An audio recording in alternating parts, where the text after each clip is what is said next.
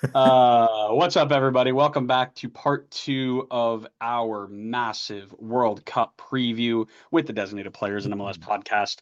If you haven't seen part one, you're going to want to go check that out. It was massive. It is 2 hours long. It is everything you need to know about groups A through F, and it was so much fun. Connor said we had to do it twice. Connor, how we doing, buddy?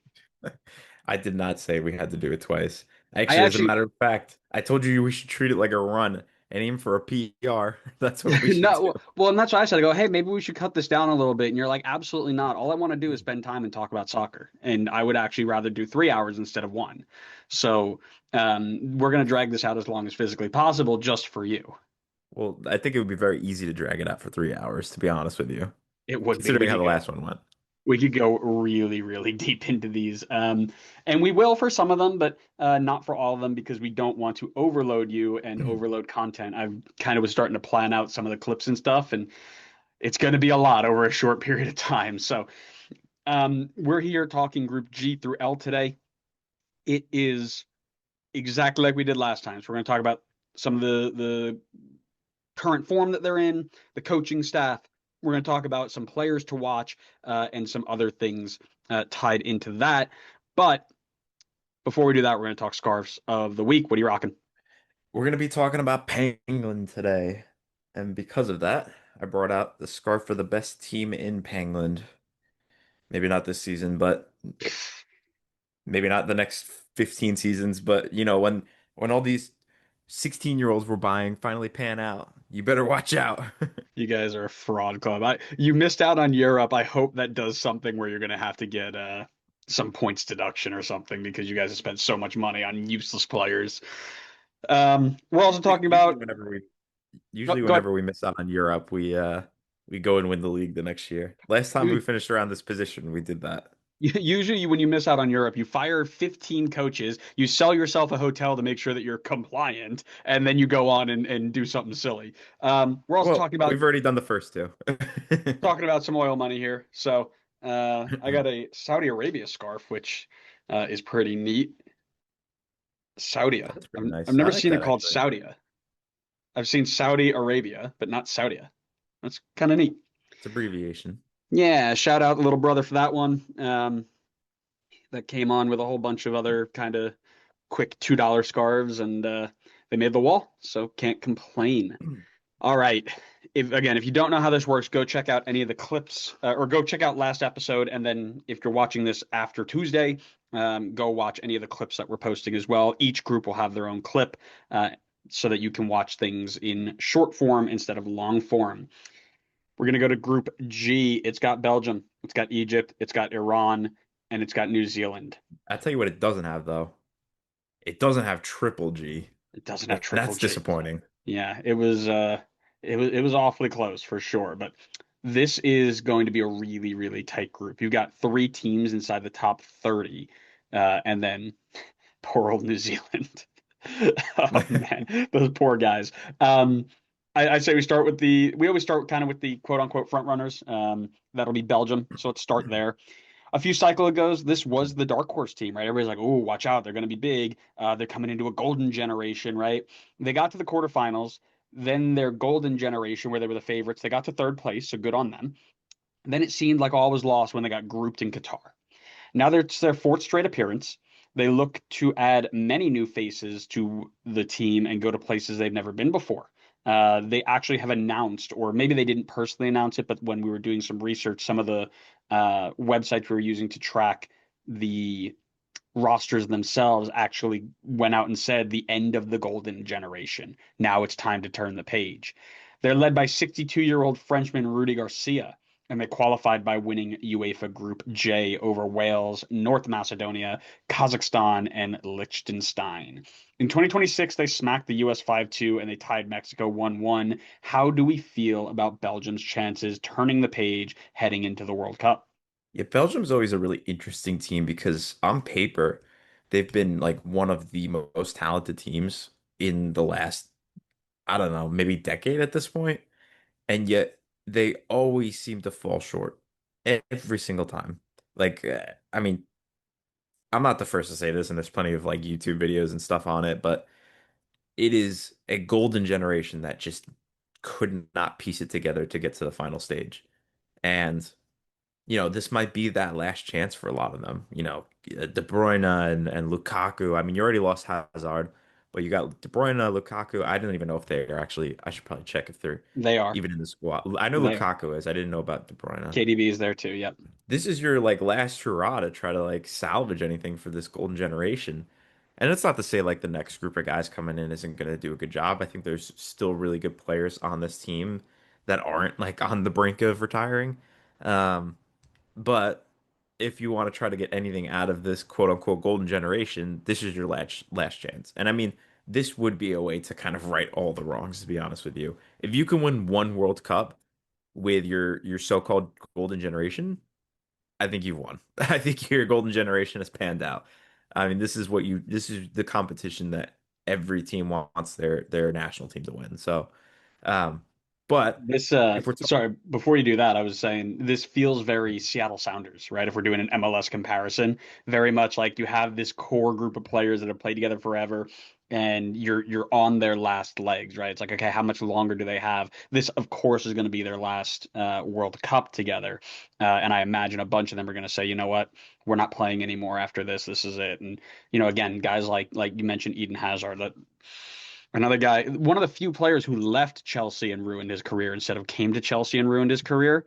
Man, I miss watching that guy play. But you know, I don't know what sort of pressure is on them because I think that they're golden. You're talking about the last chance with. I think the golden generation's moved on. They're gone, right? And that happened kind of when the Hazard moved on and they got grouped. But I'm not sure there's as much pressure on this group to win now because that has moved yeah, on. You know what I mean? yeah. I mean, I think when you say move on, like I get that, like they're past they're not in their prime anymore, and I 100% agree with that. The reason I kind of mentioned like the golden generation still being like mentioned with this group is just because a lot of these guys are still there. It's like Courtois still on the roster. It's Kev De Bruyne, Rom Lukaku, Axel Witsel, like guys that have been around for so many years, like trying to win competitions for this golden Belgian generation. Mhm. Yeah, golden Belgium generation, and they just haven't been able to get it done. Um, Yeah, I don't disagree. I think that for me, it's just I think there was a lot more pressure 8 years and 4 years ago than there were this year. Yeah, which I think is a benefit to them, to be honest with you, because now they don't have that. You kind of like disassociate, like you've already kind of been given that title of like, oh, this was a flop of a golden generation. Hmm. So it's like, what's the worst case scenario if you don't pan out in this tournament? Nothing changes. But like, you have only benefits to play for here. It's like if you do well and you go far, it's like this is your chance to be like, oh, well, maybe we start to right the wrongs of all our competitions from the past where we haven't been able to be successful. Um, Interesting. or maybe you look at it and you say, well, all these younger guys are coming in now and now they're doing something. Maybe that makes the golden generation look even worse. So kind of just depends on how you look at it. But if we're talking about the younger generation here, my player to watch for Belgium is Man City's Jeremy Doku. He is the epitome of an explosive player that just seems to struggle to find a level of consistency, I would say. I feel like he goes on he'll have games where he just explodes for multiple goal contributions, and then he goes like 3 or 4 straight games without any goal contribution, which is saying something on a Man City team that scores goals for fun.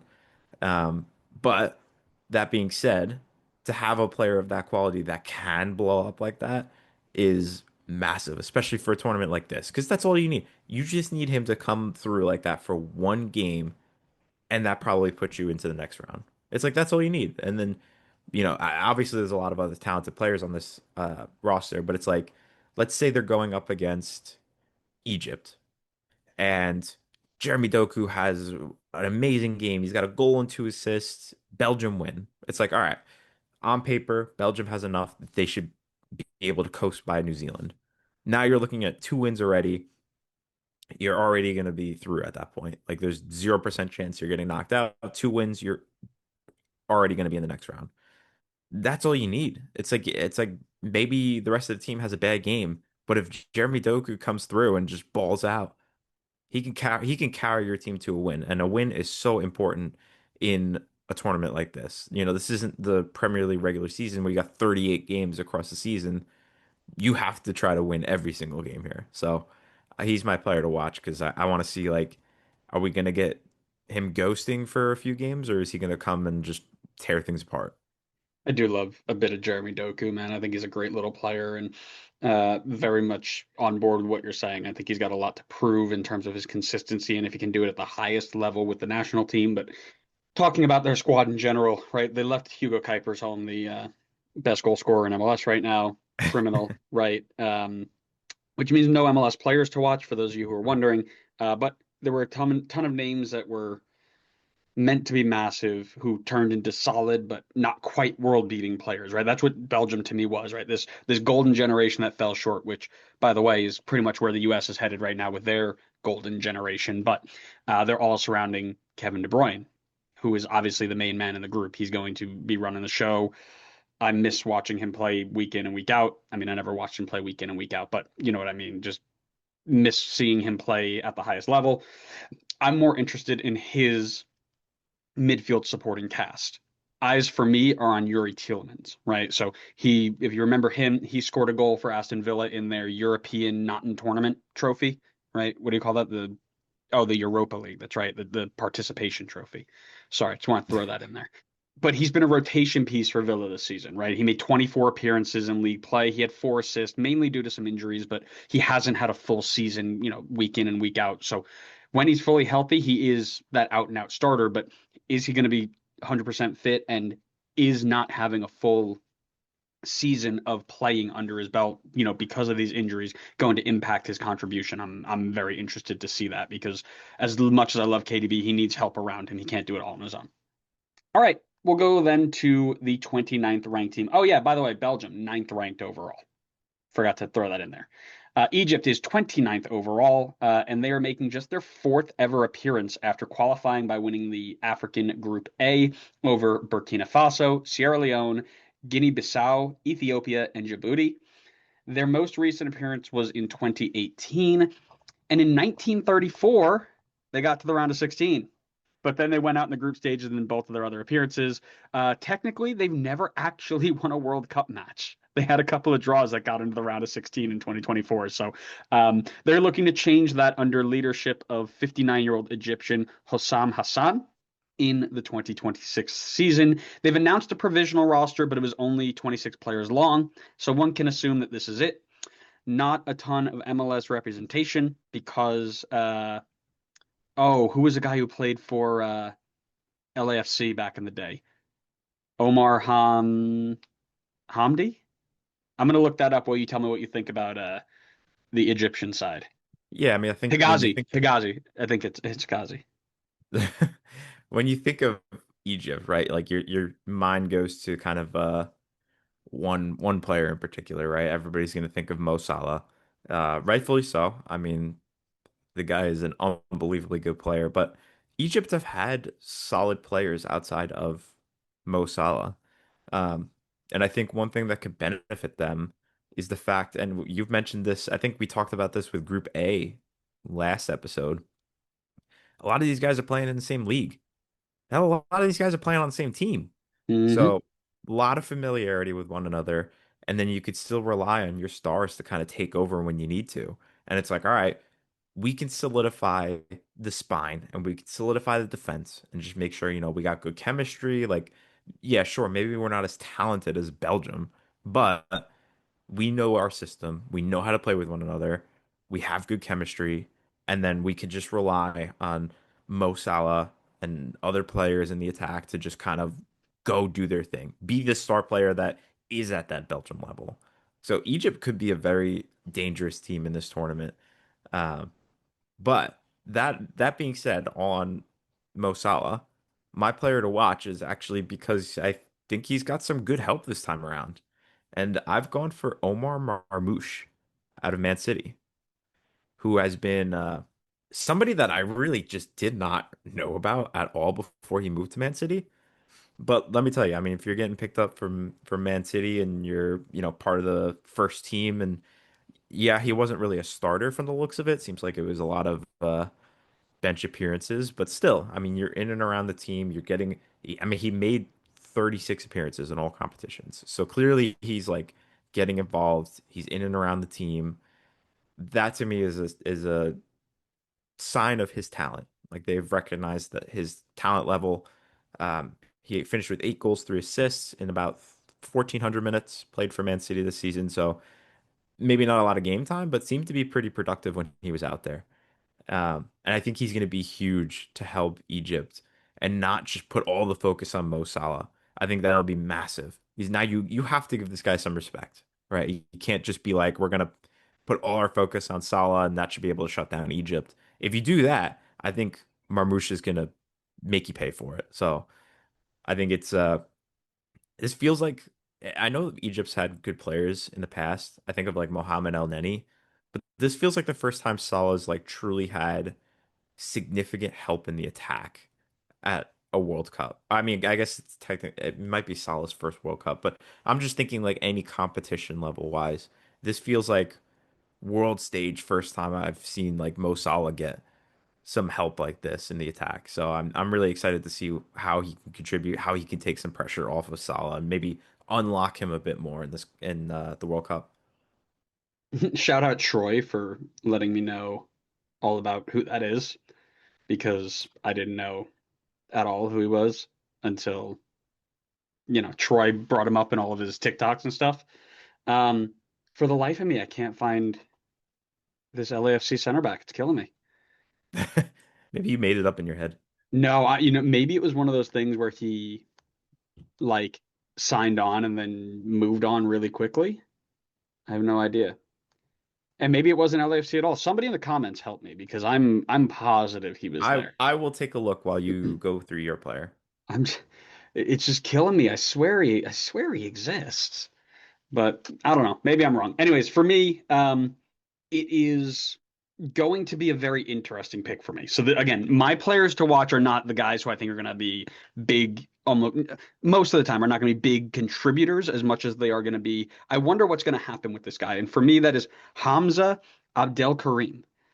He has yet to make his full Egypt debut. Excuse me, but he's currently on loan from Al Ahly to Barcelona's U19 team.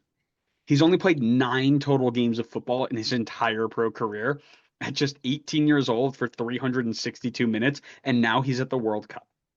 I don't think that he's going to be in this like super groundbreaking starting role, but I'm really curious why they would have brought him in the first place if they didn't believe in him. So I wonder if he's going to get some sub appearances or what have you. But just such a super interesting addition for me. By the way, I got your answer for you. First of Who is it? all, you missed your absolute star of an Egyptian MLS Amra player. Tarek. I know, I know, I Oh, know. okay, okay. Yeah, I was Um, talking about Higazi because I'm pretty sure he went to the World Cup or something. the player you're thinking of did play on LAFC on loan, made 7 appearances. His name was Omar Gaber. No, it wasn't Gobert. Okay, well, he was the Egyptian that played for LAFC, and I think that's about it. The only other Egyptian player that played in MLS that I'm seeing is Ali Ghazal for No, I, Vancouver. I I know where you're looking, but I'm going to. All right. Well, we should move on. They don't need to sit us. They don't need to listen to us search for some random player that probably doesn't exist that you made up 2018 Egypt World Cup in one ear roster. out the other. He completely ignored me. What? What? What? Ahmed Higazi. Yes. It wasn't Omar Higazi, it was Ahmed Higazi. I'm so glad we spent all our time finding somebody that you couldn't even remember. Ahmed Higazi. That is the guy I'm positive of. He, he literally never played in MLS. Why do I know him then? He played for West Brom. No, I know he played for West I Brom. know him too. I recognize him, but I recognize him. I think from when he, I think this What was when West Brom was in the Prem. what sort of Mandela effect is going on right now? Because I'm There's positive no that Mandela effect. You're Ahmed just Higazi played for LAFC. I'm positive he of did it. not. You I just I got dropped on your head this morning or something. I don't know. Grace must have just taken RKO'd you or something. God, I'm gonna figure this out after the episode because There's that's nothing to gonna figure out. You didn't play that's, for LAFC. it's Can gonna we eat move away on, at me. please? I beg you. Oh man. All right. Well, let's move on then to the 21st overall nation, Iran. The most politically charged team in the group stages, unfortunately. Iran is confirmed to be coming to North America to play the tournament. They recently announced that they're going to move their base from Tucson, Arizona to Tijuana, Mexico, as a result of recent geopolitical tensions between the United States and Iran. This is not a political podcast. We will not get into that. But this is their fourth straight World Cup appearance and seventh overall, looking to get out of the group for the first time ever.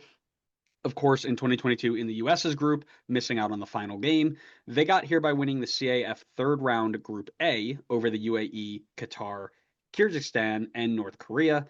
They're led by Amir Galenoui, a 62-year-old Iranian, and they're going to look to tune out immense outside noise to do what has never been done before at the World Cup for Iran and get out of the group. Your thoughts on this team? Yeah, I mean, as you said, I mean, I'm not going to dive into the politics of it either, but as you said, I'm really glad that they're coming and they're playing. It's not fair to these guys who have, trained hard and played super hard to have to miss out on the World Cup because of stupid political spats. I think that would be a huge missed opportunity for these guys. So I'm really glad they're coming and they're still going to participate. Mainly because one of the players on their team and my player to watch, I have much love for Mehdi Taremi. I love me some Mehdi Taremi. So this could be his last hurrah for a World Cup as well. I mean, he's 33 at this point. I mean, technically he could be still going by 37, but I mean, he's a player that I really like. Right now, he's playing for Olympiacos and had a very solid season. 16 goals, 6 assists in all competitions in about 2,100 minutes played. Um, yes, I understand the Greek league is not necessarily the cream of the crop competition, but reality is he still played 10 times in the Champions League, and you cannot make the argument that that's not the cream of the crop competition. And in those 10 appearances, 485 minutes played, he had four goal contributions. So almost a goal contribution every 90 minutes. He is a guy that still has so much talent and is going to be such an important player for them, for the Iranian national team. I mean, he is their captain whenever he's out there. And in their last two friendlies in March, when they played Nigeria and Costa Rica, he had 3 goals, 1 assist in those 2 games. So he is going to be massively important for them and the success and their opportunity to, as you said, finally make it out of the group stage. Yeah, 100%. Mehdi Taremi, he will be the man in front. You do realize, my friend, your favorite player is on this team. My favorite player. Not Mehdi Taremi. Okay. Jahan Bakash. Brighton fantasy football. Do we remember?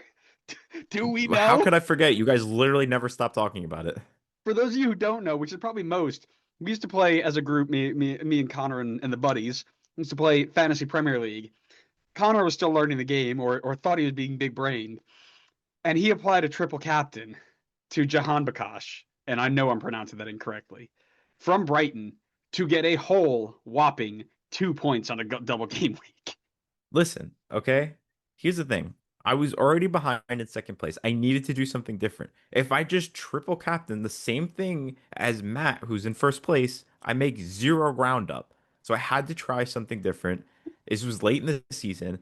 Jahan Bakash was Brighton's new like $20 million signing, and Brighton was one of the few teams that was on a double game week. So I had to just go for it. Maybe, like I knew it wasn't the best option, but like if I just pick the same thing that everybody else is going to pick, I make zero ground up. So I had to go for it. I took my chance. I will say it is a better choice than triple captaining Zlatan on his red card day and getting That -3 points. That was also I will pretty never forget. legendary. Well, anyways, this is an older side. Players mostly 27 to 30 years old or older, and they're going to need to rely on experience to get out of the group, right? So the player I'm watching is Saman Ghoddos. He's a 32-year-old attacking midfielder. He'll be pulling the strings for the Iranians this time around. He's currently playing in the UAE for Al Ittihad. Um, but he's had stops at Brentford and Amiens in France before that. I think his quality on the ball is going to be much needed for the group to advance. So I'm keeping an eye on that, and also no MLS representation in this side either. Has there been anybody MLS so far? Not yet, but we're about to because we're getting to the 85th ranked New Zealand. Last episode, we said that Haiti was the lowest ranked. We were wrong. It was New Zealand, 2 spots lower than them, making just their third appearance after qualifying via winning the OAC third round over New Caledonia, which for some reason always has phenomenal youth teams. Like they're always up in the youth World Cups and then are just never in the regular World Cups, which is interesting. But they're looking to get out of the group for the first time ever and pick up their first World Cup win as well. This group has a ton of MLS influence in the squad, led by 53-year-old Englishman Darren Bazley. He is picking from a whole bunch. Actually, the roster has been submitted already, and two MLS center backs, Michael Boxall and Finn Sermon from Minnesota and Portland, respectively, are there, as well as Francis DeVry, who spent 1 season in Vancouver. The more you know. Player to watch, and your thoughts on New Zealand. Yeah, New Zealand finally gets to face some real competition. Sorry, New Zealand fans. You can't beat up on small island nations in this competition. Um, Very interesting to see how I know this is not New Zealand's first World Cup, but very curious to see how they do. It's I think the first one that they've been in a while. I've got that. You might have covered it. I might have missed it, but I have down that the last time they were in it was 2010. So it's Nope, that's about about right. 16 years ago at this point. So, you know, very curious to see what that looks like for all of these guys at this point. 16 years ago, I would say probably a good chance none of these guys were ever in a World Cup before. So this is probably everybody's first World Cup.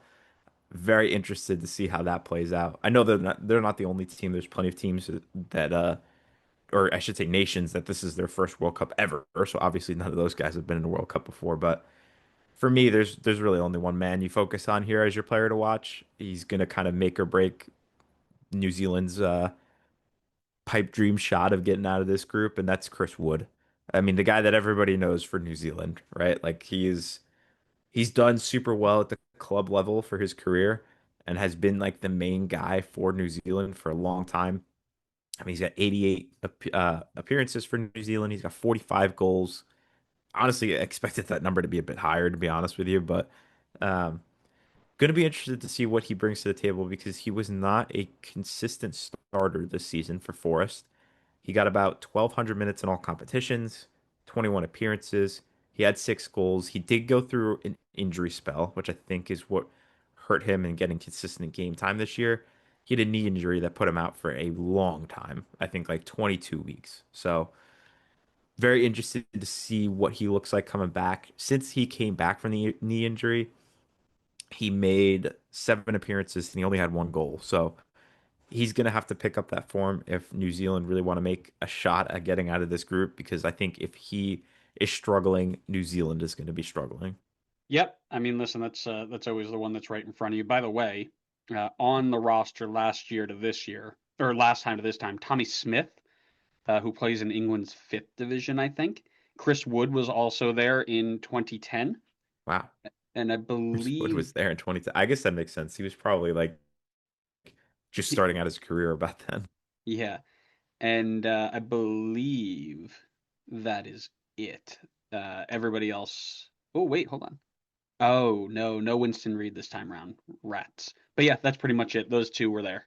For me, it is really easy who I'm going to pick here. It's Portland Timbers center back Finn Sermon, the number one center back in our rankings last year. And we talked about how good of a time this is to have a breakout moment, a breakout year, and put your name on the world's radar. I truthfully believe that if they don't need to win a single game in this group. Quite frankly, they might not win a single game in this group. But if he just shows up and gives his best effort and does really well, I think that Portland are looking at a very nice payday for him. And he's going to get a move that he very much deserves. So all eyes on Finn Sermon for me. Then we'll move over to Group H. Okay. We're going to start off. Well, let me tell you who's in Group H. It's Spain, it's Cape Verde, it's Saudi Arabia, and it's Uruguay.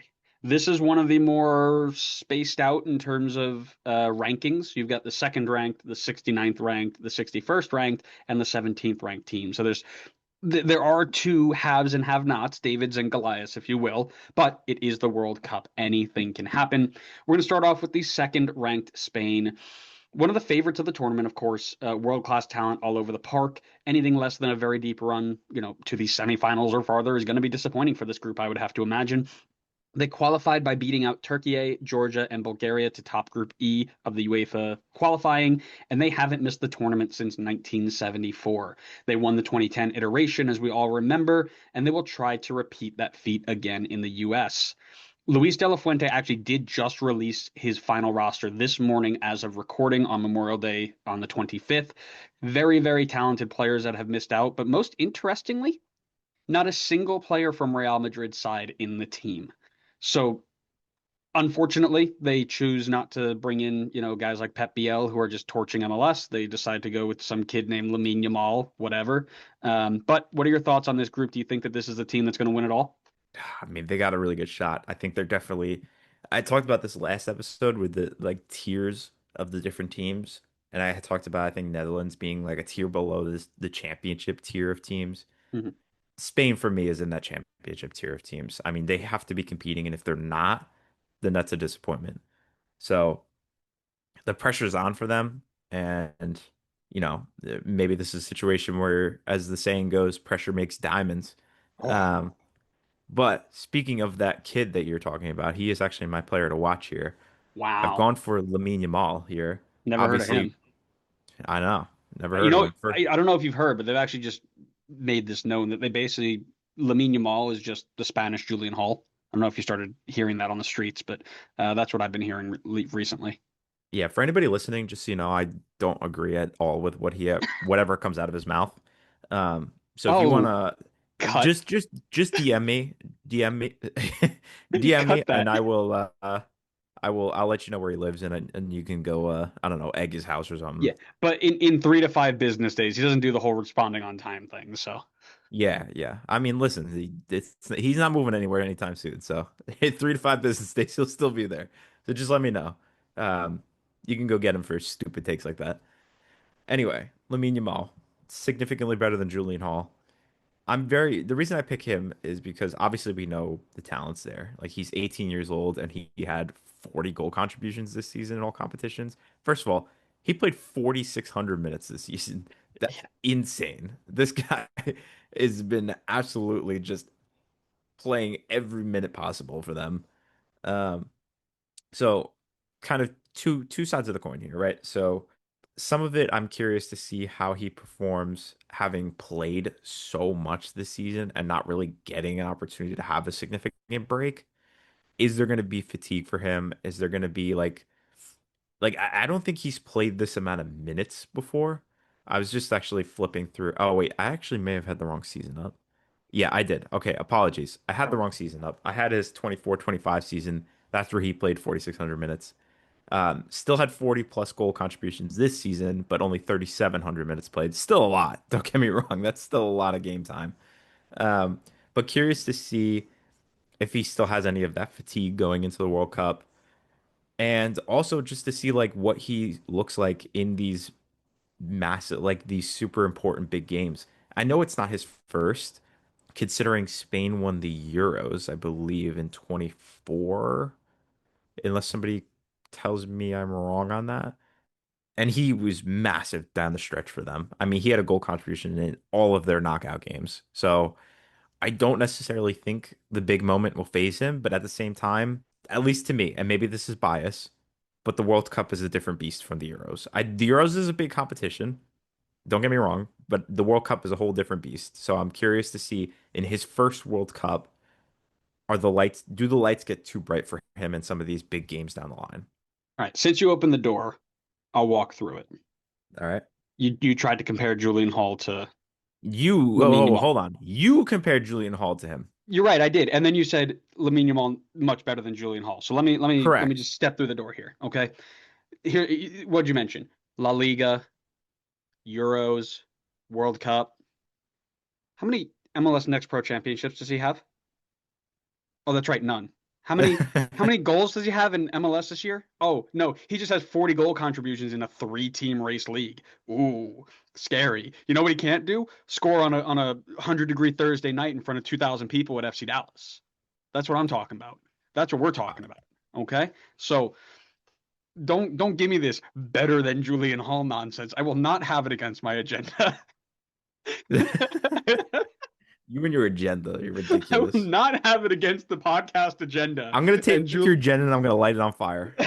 well, and this is why we needed Julian Hall at the World Cup, so that we We could prove don't. once and for all who the greatest youth player in the world is right now, and that is Julian Hall.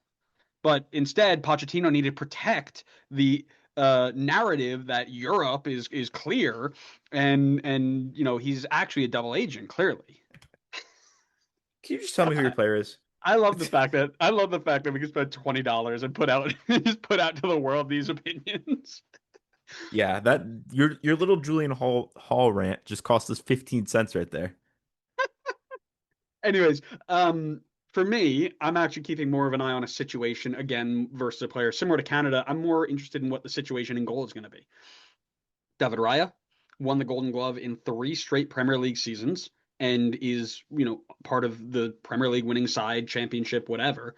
But it seems like Unai Simon is the chosen number one for De La Fuente based on recent performances and whatnot. So I'm interested who gets the nod and who is going to live up to the pressure of a deep World Cup run because again, for the longest time it was De Gea, it was the Pepe Reina, it was Valdez, it was these guys that you're like, okay, yeah, definitely clear number one. Now it feels like they've got like a bunch of 1A, 1B type of players. It's like, okay, who's going to get the nod? And again, it feels very Canada, very USA, right? Where it's like we've got a couple of goalkeepers who aren't, deadlocked as a number one. What's the situation going to be? Let's go ahead and chat about the 69th ranked team, Cape Verde. Nice. Nice. They are winning CAF Group D over Cameroon, Libya, Angola, Mauritius, and Mauritius. Mauritius. Okay, and Eswatini. I love learning new countries. These did not exist before 2 years ago. I'm just certain of it. Um, they're in their first ever World Cup appearance and the second smallest nation by population to do so, if I remember correctly. But somebody can fact check me. Now, if World Cups were given to teams based on how cool their manager's name is, tournament's over. Cape Verde, here's your trophy. They're led by former Cape Verde center back Bubista. Bubista. That's so cool. That is They are cool. look they are looking into this very tough group, and they're looking to leave to make a good impression and show that the small nations can play too. There is a good bit of MLS influence in here. Columbus's Steven Moreira and San Diego's CJ Dos Santos filed his switch to join the team. Former Union center mid Jamiro Montero is also in the squad. They're just here to have fun, you think? What are your thoughts on the team? Yeah, I mean, listen, the fact that they're here in the first place is already amazing enough, right? Your first ever World Cup. They did it in such dramatic fashion too. You should check that out. I don't know if I remember all the details, but I do remember that it was coming down to the wire and Livermento scored like some last minute goal and it sent Cape Verde to the World Cup and it knocked out I think Cameroon if I remember right. Um, which was a huge deal, obviously. Cape Verde first ever World Cup versus a World Cup regular in Cameroon. I might have the team wrong there, but like I said, look it up. It was insane, their qualification run. But I mean, clearly deserved to be here. As we talked about last episode, it is so hard to qualify out of Africa, and they managed to do so. So this is a legit team, right? Like it's going to be tough for them because they got a tough group here. But again, a team that I'm not sleeping on at all, and neither should other teams, right? Like if we're talking about teams getting out of the third place, yes, they have Spain, they have Uruguay in this group, but there's nothing to say that they can't be a threat to be a third place team out of this group. I think that they're on the outside looking in, but this doesn't feel like a situation to me similar to like Hades situation where they're just in an absolute bloodbath of a group and they just got super screwed. Cape Verde, I think, is going to be a tough team for people to go up against. And regardless of the results, I think them already getting to this stage is a massive success for them. But similar theme for a lot of the teams that are making their first appearances or their first appearance in a long time in the World Cup, I've gone for the veteran as my player to watch, and I've gone for Ryan Mendez here. He is a 36-year-old left winger for Cape Verde. I actually don't know exactly where he played. Yeah, left wing. He's a winger for Cape Verde. 94 appearances for the nation, 22 goals for them. When he's on the field and he's starting, he's typically their captain from what it looks like. So obviously going to have a massive role in that regard. At the club level this last season, he is playing in the Turkish second division. I've actually seen this team come up a ton for the players that I've talked about. Igdir, I might be butchering that name. It's a second division Turkish team. This is like the third time it's come up for my player to watch has been this Igdir team. How It's do you kind of spell it? wild. Igdir. Pretty crazy. But yeah, he is I think going to be a massive part in helping to kind of guide the team and try to make that I don't want to call it a miracle run, but like try to make that run that I don't think anybody's expecting for Cape Verde. I think getting out of the group already in itself is a massive success. I think just getting here is already a success, but if you can get out of the group, that is massive. So I think that's probably, I mean, obviously everybody's goal is to win the whole thing, right? But if we're being a little bit more realistic, I think if they can get out of the group, that's a huge win for them. Yeah, look at that. It's Mendez and Bacuna, Andrew Bacuna. I That's know really it's funny. so it's weird. It's like a sec. It's not like it's a top. Like we had talked about last episode, like the Turkish teams having all these. I can't. I like. Oh, I used to remember this guy, what type of Hmm. players, but this is like a second division Turkish team. Yeah. I am going to watch Javain Cabral. Why? Because he's another player who sticks out directly from FIFA 20 pack openings. You know how many times I packed his 75 non-rated, non-rare card? Like Probably a lot. 400. And by the way, you probably packed it a bunch too, because this was when we were doing SBC profit tracking. Remember those Yep, days? I probably did. I do. Yeah, I miss those days. That was awesome.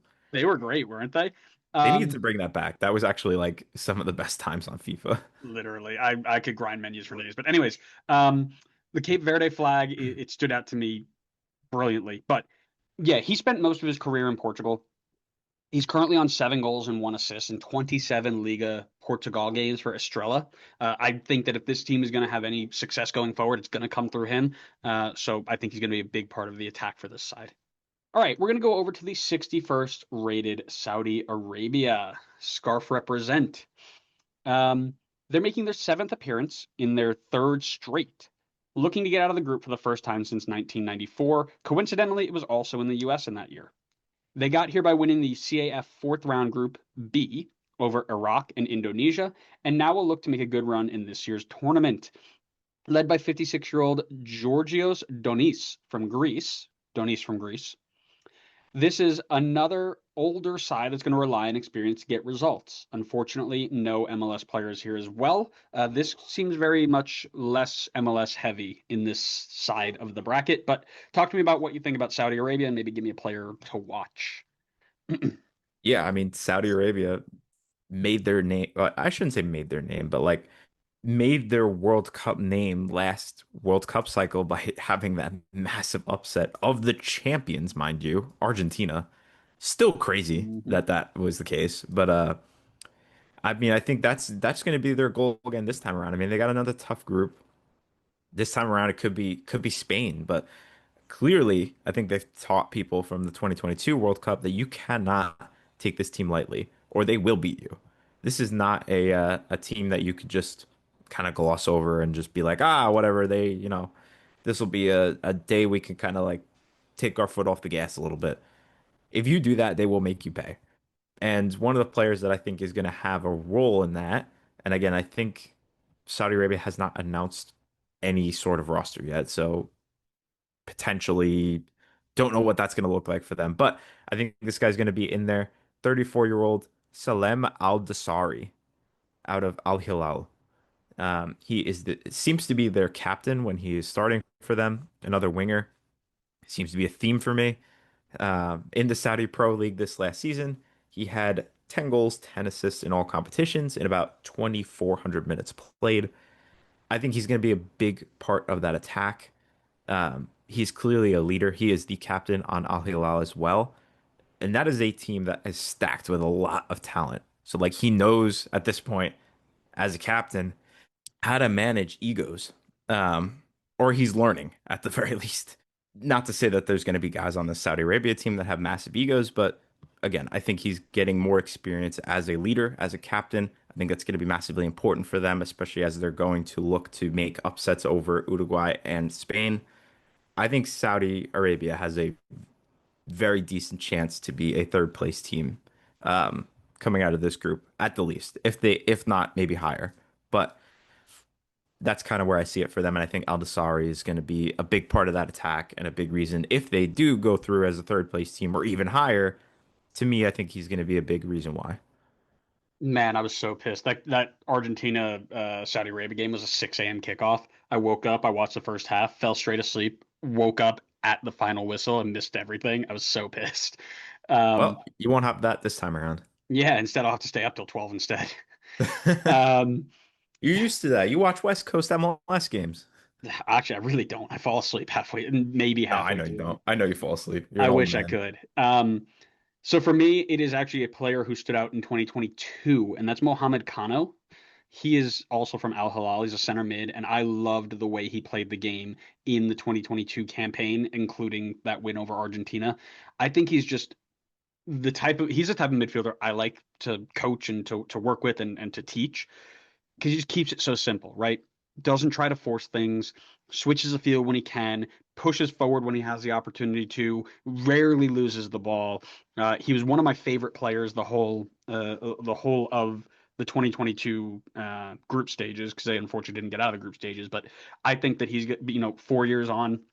He's still got 32 appearances in Al Hilal right now. He's got 9 goal contributions. I think he's going to play a good part. Is it going to get Saudi Arabia out of the group? eh, maybe, maybe not. But the him in general, I'm just surprised he hasn't left. I mean, I'm not surprised because they probably threw a boatload of money at him. But I'm surprised nobody tried to come in and get him for a transfer at some point because I thought he was very good in 2022. All right, we'll finish up with the 17th ranked Uruguay, who have not announced their roster yet, but they're going to be looking at the tournament most likely without Cavani and Suarez for the first time in a long time. Suarez at age 40 says he's still up for it too if he needs you.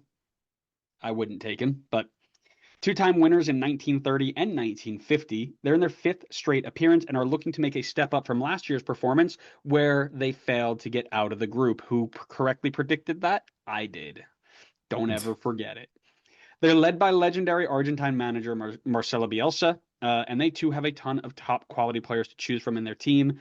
Provisionally, Juan Manuel Sanabria of RSL is included in that list. Former LAFC Brian Rodriguez, Austin FC's Facundo Torres are all included this time around. Talk to me about what you think this Uruguay team can do, and maybe give me a player to watch. Yeah, I was definitely very high on Uruguay last World Cup, and some part of me still feels pretty high on them again this time around. There's just a lot of talent in this team, and I know some of their stars have kind of aged out at this point, like Inter Miami's Luis Suarez, Edison Cavani. So, gonna be interesting to see. I don't think they've announced a roster yet. So, They haven't. yeah, so going to be interesting to see if any of those older veteran guys get the Neymar treatment and get brought into the team. But one player to watch for me, he's genuinely he's like one of my favorite players, even though he plays for Real Madrid, and that's kind of a weird thing to say. I feel like most unless you're a Real Madrid fan, you probably don't really like Real Which Madrid. you are And when they win the league, and then you're a Barcelona fan when they win the league. But all right, you need to settle down. Be quiet over there. But one of my favorite players in across like all of football. And probably my favorite player on Real Madrid is Federico Valverde. I just really love the way that he is just so unbelievably versatile.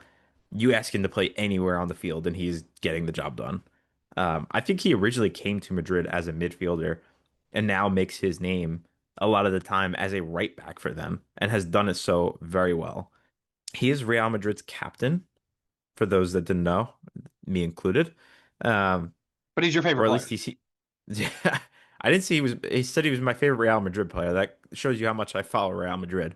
So it proves your point wrong. But I just really like the way that he is again. We're talking about him as a right back and a central midfielder that's not necessarily like a more like a 10. I'd say he's probably more like a true 8, but he still finished the season with 22 goal contributions. And I feel like he is a guy that's out there for 4,000 minutes in all competitions every single season. Like he is a workhorse. And to me, he's going to be super important for Uruguay no matter where they end up playing him. And I think having that versatility of where you can play him is going to be fantastic for Bielsa. Gives them so many options, um, and is going to be huge for them. I think they got a tough. I don't think that they have a necessarily a tough time trying to get out of this group, but they're going to have a tough time trying to top the group if that's their goal. So he's going to need to be big if they're going to be successful in that. Yeah, I don't know, man. I don't know. I'm not super sold. Um, Yeah, we know you hate Uruguay. Listen, here's the deal, right? So my player to watch is going to be Darwin Nunez, also playing his or applying his craft in Saudi Arabia right now for Al Hilal. There's no Cavani, no Suarez, right? I remember in 2022, the whole thing was Uruguay's going to go so deep because they've got Cavani and Suarez, and Nunez is going to come in and supplement. And he didn't score a single goal in the three group games that got grouped out of, right? Now there's nobody here to bail him out anymore. It's all on him in the attacking line. And if you look at his, return rate, 16 goals, 16 games, 6 goals, 4 assists. He hasn't played since February. He had, no, for whatever reason, I don't know what it is. He has no eligibility for the second half of the season. I don't know what that means. I don't know if it's like an international rule where they could only roster a handful of players and he got, international players and he got left off. I don't know.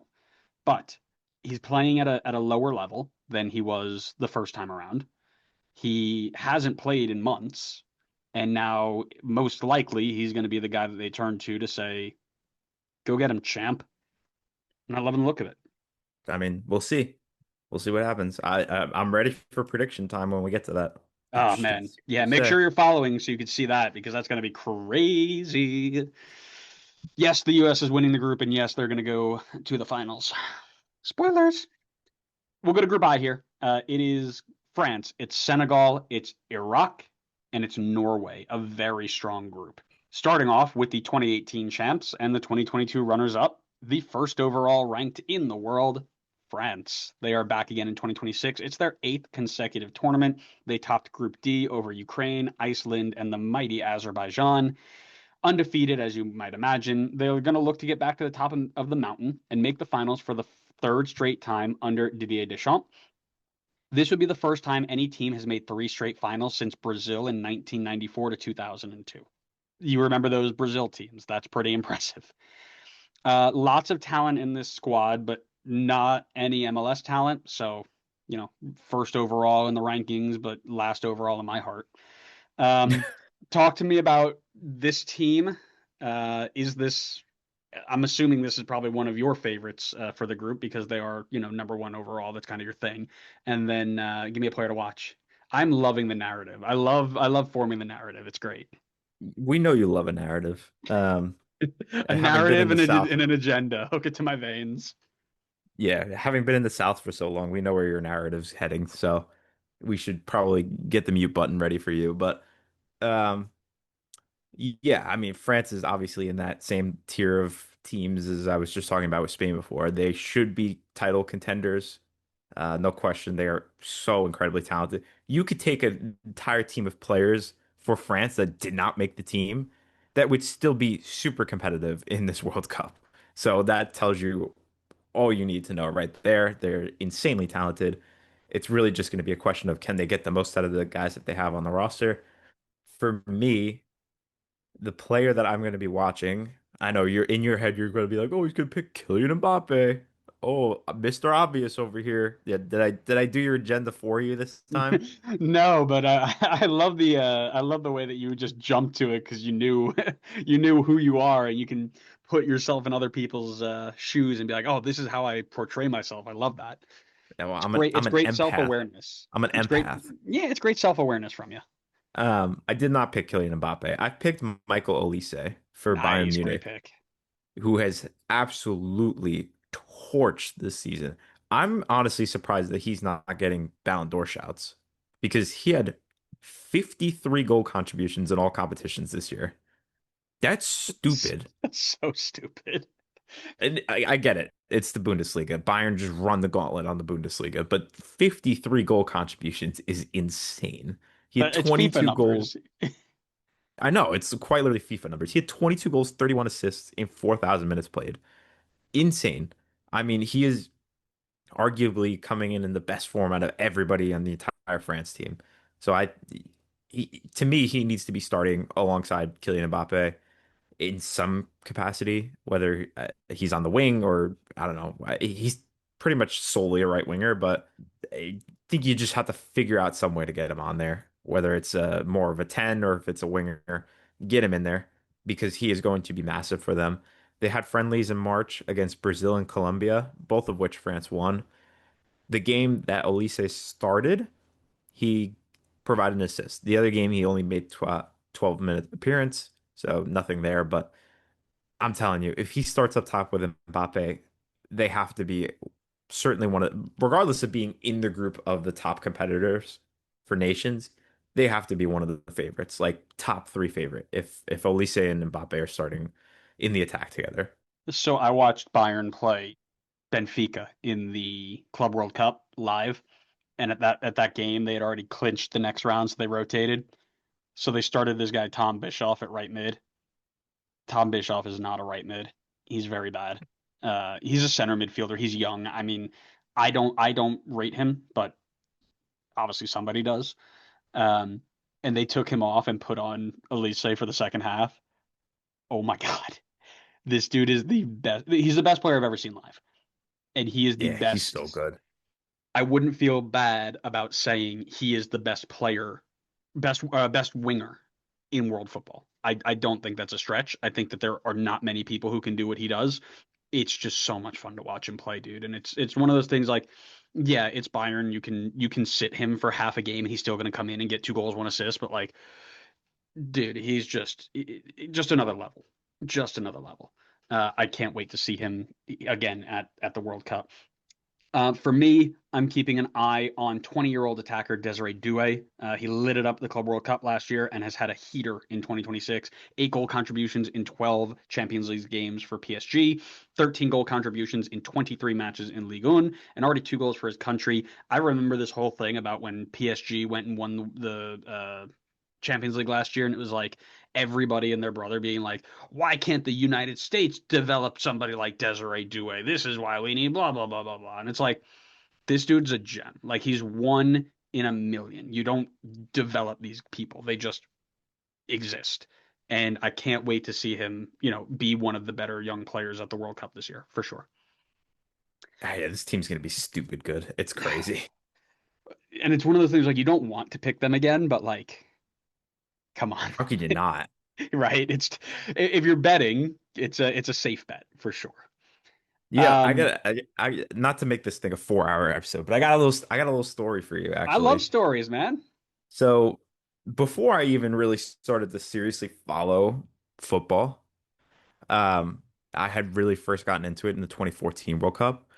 I actually started watching it in for the 2010 World Cup, because I sat at the lunch table with all your fellow soccer buddies, and we were betting on who was going to win the 2010 World Cup. I remember You those remember this? days. Yeah, I think I was in that. Yeah. So obviously I had zero clue as to any team or any player. And so the team that I picked was France for that World Cup, knowing nothing about France at all. And they actually they got grouped, I'm pretty sure, in that World Yeah. Cup. This may have actually been before 2010 that I think about. I That can't remember that exactly no, what it year it had to be was. 2010 because it was, but that was a full reset after 2010 because I got grouped and it was like, uh-oh, time to Yeah. reset the watch, right? Yeah. Um, So yeah, it's I remember wild those to think days. back on that and like having picked France and like been in that bad of a situation versus now if I were to pick France, I would have been one of the front runners to win the entire bet. Shows you how lucky you are, man. Shows you how lucky you are. Yeah, seriously. Um, No kidding. all right. We'll go to the 14th ranked Senegal next, qualifying at the CAF Group B winners over the Congo, Sudan, Togo, Mauritania, and South Sudan. Did you know that Sudan had a South Sudan? There I you go. did. You know ball. They were undefeated in those 10 games. They made their third straight appearance in the finals and just fourth appearance overall. They're looking to make it back to the quarterfinals or further like they did in 2002. They're led by former World Cup participant Pape Thiaw. They will have a host of talented players to pick from who apply their craft all over the world, but no MLS players to watch here. Talk to me about your feelings on the Senegal team and a player to watch. Yeah, I mean Senegal is another one of those teams where they're one of those few African teams at this point that's just like consistently making the World Cup pretty much almost every year at this point. Well, every cycle, I should say. So they're always going to be dangerous, right? Like they're a talented team and they have experience in the World Cup. So this is not like a situation where they might get, too caught up in the moment. And you look at the roster and you're like, all right, there's talented players on this team. Obviously, everybody knows Sadio Mane. He's probably their most well known, but you have, guys like Edouard Mendy, you got Nicholas Jackson, Ismail Assar. Like you, these are guys that everybody pretty much knows at this point. If you're following at least somewhat of a level at a Euro snob level, you know who these guys are, right? They're playing for the top teams. There's other guys on this roster as well that are at even bigger teams. But it's like, sorry, I should have mentioned him. But probably your best player, Idrissa Gueye, of course, Everton legend. But yeah, they're not a team that you could take lightly, and they're a big reason why this group is also considered one of the groups of death.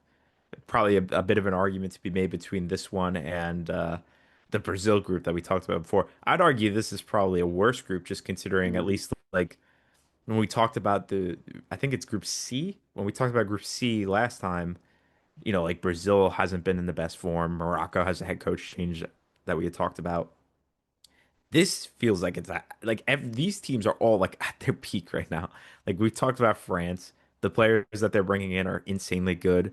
Norway seems to have finally figured things out. They dominated in the European qualifiers. Senegal is another massively big team. I would say this is probably my group of death, and Senegal is going to have a tough time getting out of it.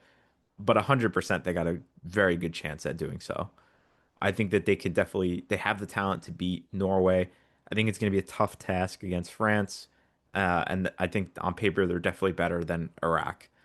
But all that said, my player to watch is Lamine Camara. He's actually a player that maybe there's a little bias here, player that I have on my football manager save. So special place in my heart for him. But he has been playing for Monaco, as well as some other players that we've talked about previously. He's made 31 appearances, 3 goals, 4 assists. Pretty good goal contribution uh, amounts for somebody who plays more of like a six, deeper eight kind of role.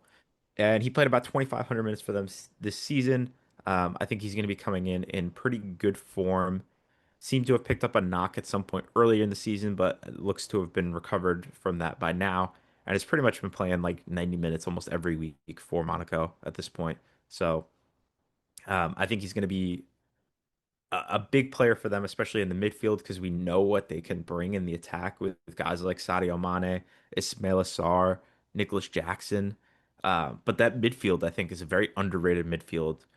Guys like Pape Matar, Idrissa Gueye, as we talked about before. I think Kamara could also be another really important piece for them there. I think that's going to be a very slept on area for Senegal is that midfield for them.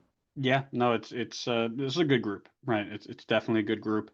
The player that I'm going to watch is going to be Everton's own. Completely missed him in your list. Skilliman and Die. Illiman and Die is easily one of Everton's best attackers this year, and not on a goal contribution level because Everton just didn't score goals this year. They're just not that good.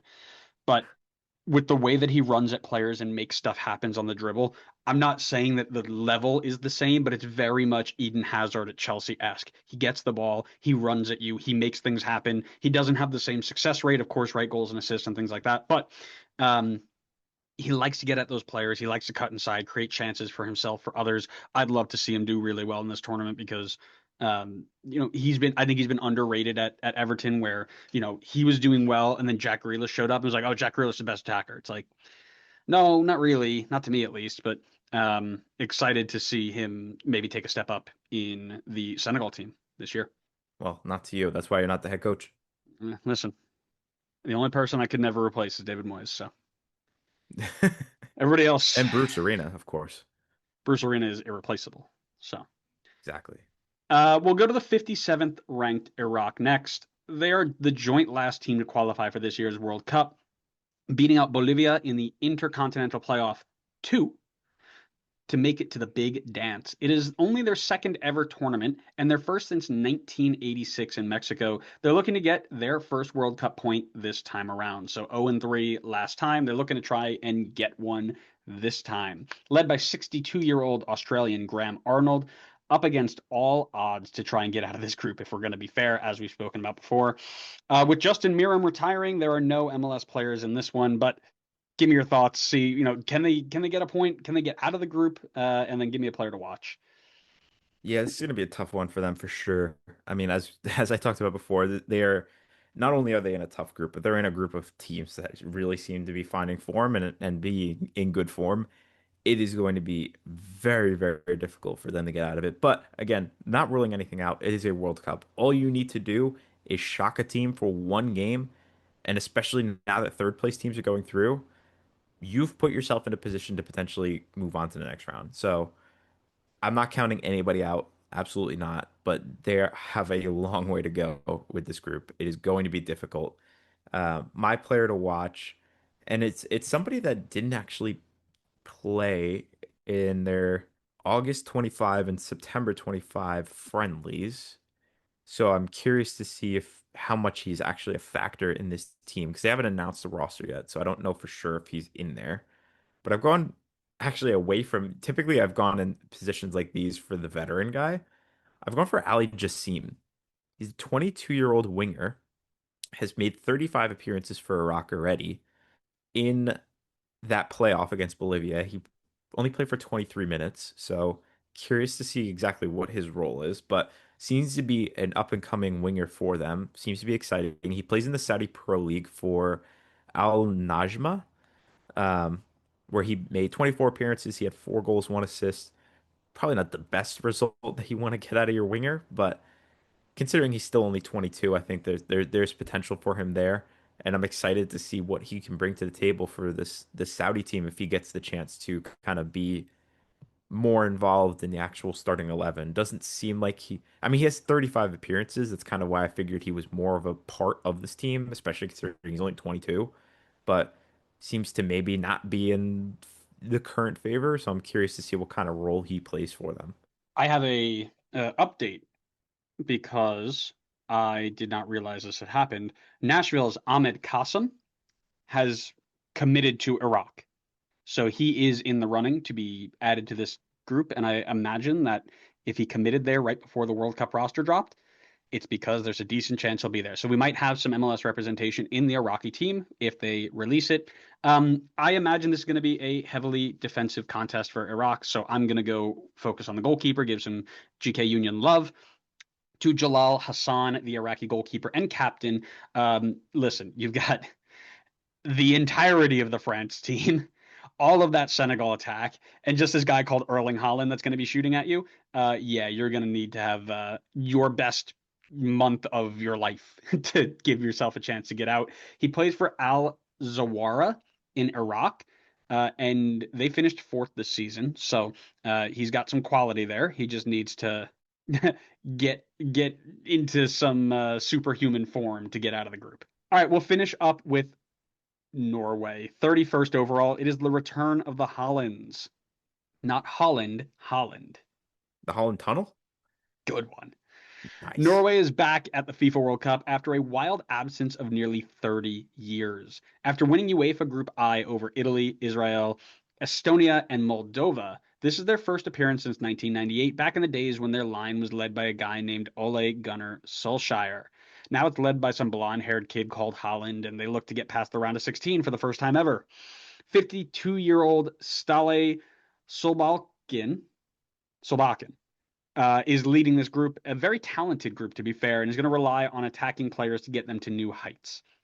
There are no MLS players once again in this one. Tell me about your thoughts on the Norway team and give me a player to watch. Yeah, honestly, I'm shocked that this is like the first time we're really seeing them in the World Cup, at least Right? for like our kind of really like our first time seeing them seriously watching or following the sport. Because I look at this roster and I'm like, how is this the first time they've been here? And I get it. The European qualifying can sometimes for a nation like Norway can be tough because you can get put in a tough group with like another monster team and then have to go through the playoff where literally anything can happen. Italy, but there is just talent all over the page for this team. I mean, outside of like the usuals that everybody focuses on, and Erling Haaland and Martin Odegaard, you have guys like Andreas Sheldrup at Benfica, Oscar Bob at Fulham. You've got Christopher Ayer at Brentford. Some of these names I'm not even going to try and pronounce. I guess actually no, I'll try. Orion Nyland, goalkeeper for Sevilla, even though Sevilla was garbage this year, but still a lot of really like exciting names on this team. Shocking that this is like the first time we're seeing them in the World Cup in a while. But they are going to be such a fun team to watch. They're going to be a big underdog. I shouldn't say underdog. I think people are properly rating them, but I think they're going to be a big sleeper team. Like we talk about, you focus on your Frances and your Spains, and I'm not necessarily saying Norway is like ready to be in that level of competition where it's like, oh yeah, we expect to see Norway in the quarterfinals, the semifinals of the competition. But it's like if they made a quarterfinal run, I really would not feel that surprised. Like this team is talented enough to do so. It's really just a matter of getting everything to click. Look at this guy with the Um, hot takes. Look at I this mean, guy with the listen, hot we're not at the takes. predictions yet, so I'm just throwing stuff out there. I'm not saying that that's my prediction. All right, you're gonna have to listen to the predictions episode if you want to hear potentially more hot takes. And then he's leading Um, them into the neck. Look, is this guy a pro or what? I'm a podcast. I lost you again. That's okay. You, No, you went. I You're saw like that you. you're like I'm a podcast, and then you just stop. So you are now a podcast. I am a podcast. So I hope someone sees a clip of this with no context and is so confused as to why my name is a podcast. Listen, player to watch. I'm not gonna just try to find somebody that's like under the radar here.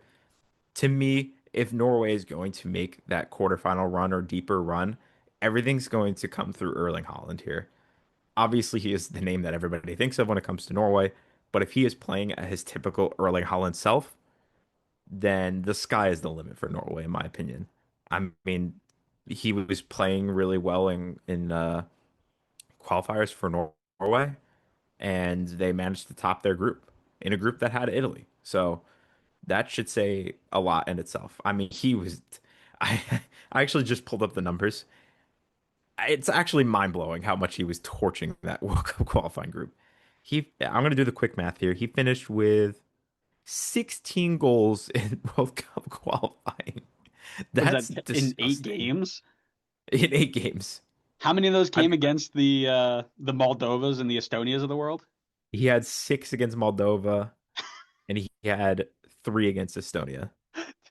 He had Dude, 4 just against Israel and he had 3 against Italy. I mean, regardless, that's disgusting. that's silly. But that this is what I mean though, right? Like he is scoring for fun in those qualifiers, and Norway, outside of one game, oddly enough, outside of one game against Estonia, where it was just a 1-0 win, they were blowing teams out of the water. Like, and I get it. Moldova's right. Like, you're gonna blow them out of the water 5-0, 11-1, right? We kind of expect that. But they destroyed Israel 5-0, destroyed Italy 3-0 and 4-1. Like, I'm telling you, this is going to be if Erling Haaland is on his game, this is going to be a very dangerous team. So he is my player to watch. I see. I love when you are just out there and just dropping these hot takes, man. That's what makes it fun to be here. I see this, and this is what people come here for. They come to you for the easy softball. Yeah, watch out for this guy named Erling Haaland. He's really good at soccer, right? And then you come to me for the ball knowledge. Julian Ryerson, right back for Dortmund. Why? That's what you're right. Why would you pick somebody like that? You got Holland, Odegaard, Sorloth, right? Why would Well, I pick those? because you researched them for the first time ever before doing this segment right here. This dude notched 15 assists at right back for Dortmund this season. 15 assists in a season from right back. He is the right-sided version of Kai Wagner if we're doing an MLS comparison. He's going to be feeding Kai Holland all day. Wagner's the comparison you make. Absolutely. Here's the point. How many times have you seen Erling Haaland score with his head, right? He loves just getting on the end of it. He's just a monster. He's a beast. He just gets up there, he just puts his whole body into it, he scores. This guy feeding Haaland, oh, it's over. This guy is going to have a lot of success, and I think I agree with you. I think uh, Norway is due for quite the run in this World Cup. You know, I'm actually really glad you picked him. This is even better for you. This is another golden opportunity to really piss off the Euro snobs. Why is Because did that? you know that Ryerson is eligible for the US? I actually do. I think I met his dad. No, like no joke. I think I did. What- You cannot just throw out that that info right there like it's so casually. What do you So mean you met his dad? his there's a guy called Rob Ryerson who I'm certain played for the men's national team. Yep. Yep, retired US soccer forward who played professionally both indoor and outdoor. He was coaching at Mount St. Mary's. Yep, there it is. He had one assist. I want to see if I can just find that his son does play. I can't prove it. Doesn't have any. It says all I'm seeing is that his dad was born in the US. It doesn't say who his dad is though. Rob Ryerson and Julian Ryerson are not related. Okay, Ah, you maybe didn't meet not. his dad then. Didn't meet his dad, but and to be fair, that is from. It could be his Oh wait, hold uncle. on. Wait a second. Ryerson. It could be his uncle. Could be his uncle. We're doing all this on the fly, but um, essentially, what had happened was I went and was recruiting at a tournament for Alfred, and I met this guy and shook his hand and said, "Hey, how are you? I like these players. What do you think about X, Y, and Z?" And he said, "Yeah, they're too good for you." And I said, "Oh, well, can I at least email them, see if they're interested?" He goes, "No." I'm like, "Okay, um, cool." And then I walked back and I told my coach, and he goes, "Yeah, that's Rob Ryerson. He played for the national team literally one time and thinks he's the biggest piece of bread in the slice, or whatever that saying is." Um, and yeah, when I saw this, and I was like, "Oh, that must have been related. Maybe they still are. I don't know, but um, yeah, that was pretty interesting. Yeah. Fun times." Let's go to Group J. Let's get to the back half of this. We have been going for about an hour, which is right on time for what we've been planning. It's Argentina, it's Algeria, it's Austria, it's the group of A's, and Jordan. Way to mess it up. Good job, guys. They can Um, change their name potentially. Oh, Jordan, just like I'm a podcast. Jordan, yeah, I love it. We'll start with Argentina, third overall in the world right now. Three-time winners, finalists in two of the last three tournaments. They come in for one final Messi dance. Maybe comes up lame with a hammy last night. He'll be fine. He'll be there. But crazy that the day or the game before the season shuts down for the break, he comes up lame. Listen, it was a thrilling PK shootout win in 2022. Uh, I think the goal is to win it again. Probably, I'd imagine that's their goal. Just maybe with a little less heart attack inducing moments, right? Don't ask for Emi Martinez to make a save in the 107th minute of overtime. Maybe just win it in natural time, right? They won CONMEBOL. Lionel Scaloni and Lionel Messi will hope to reach the promised land once again. On a preliminary roster of the Argentinians, of course, Messi and Rodrigo de Paul are on there. Former MLSer Thiago Almada is there as well. Can Argentina do it again? Is this going to be the fall off year? Messi's magic moment? Give me a player to watch. Yeah, I don't quite think that it's a fall off year for them. I think they're still in that category of Spain and France where they're title contenders and if they're not making it to at the very least the quarterfinals, I mean, I'm sure Argentina fans are going to be expecting them to be at least in the semifinals, if not in the finals, but anything before the quarterfinals is definitely a massive step down and is probably a sign of, as you said, maybe the end of this Argentina era. I mean, that said, they have a lot of young, exciting players still, like guys that are not going to be going away anytime soon. But as you said, this is the last, most likely the last Messi run for a World Cup. So, going to be very interesting to see if that gives the team a little bit of an extra boost, a little bit of extra desire to go back to back here and win another World Cup. The player to watch for me, I've gone for Julian Alvarez here. Former Man City striker, now at Atletico Madrid.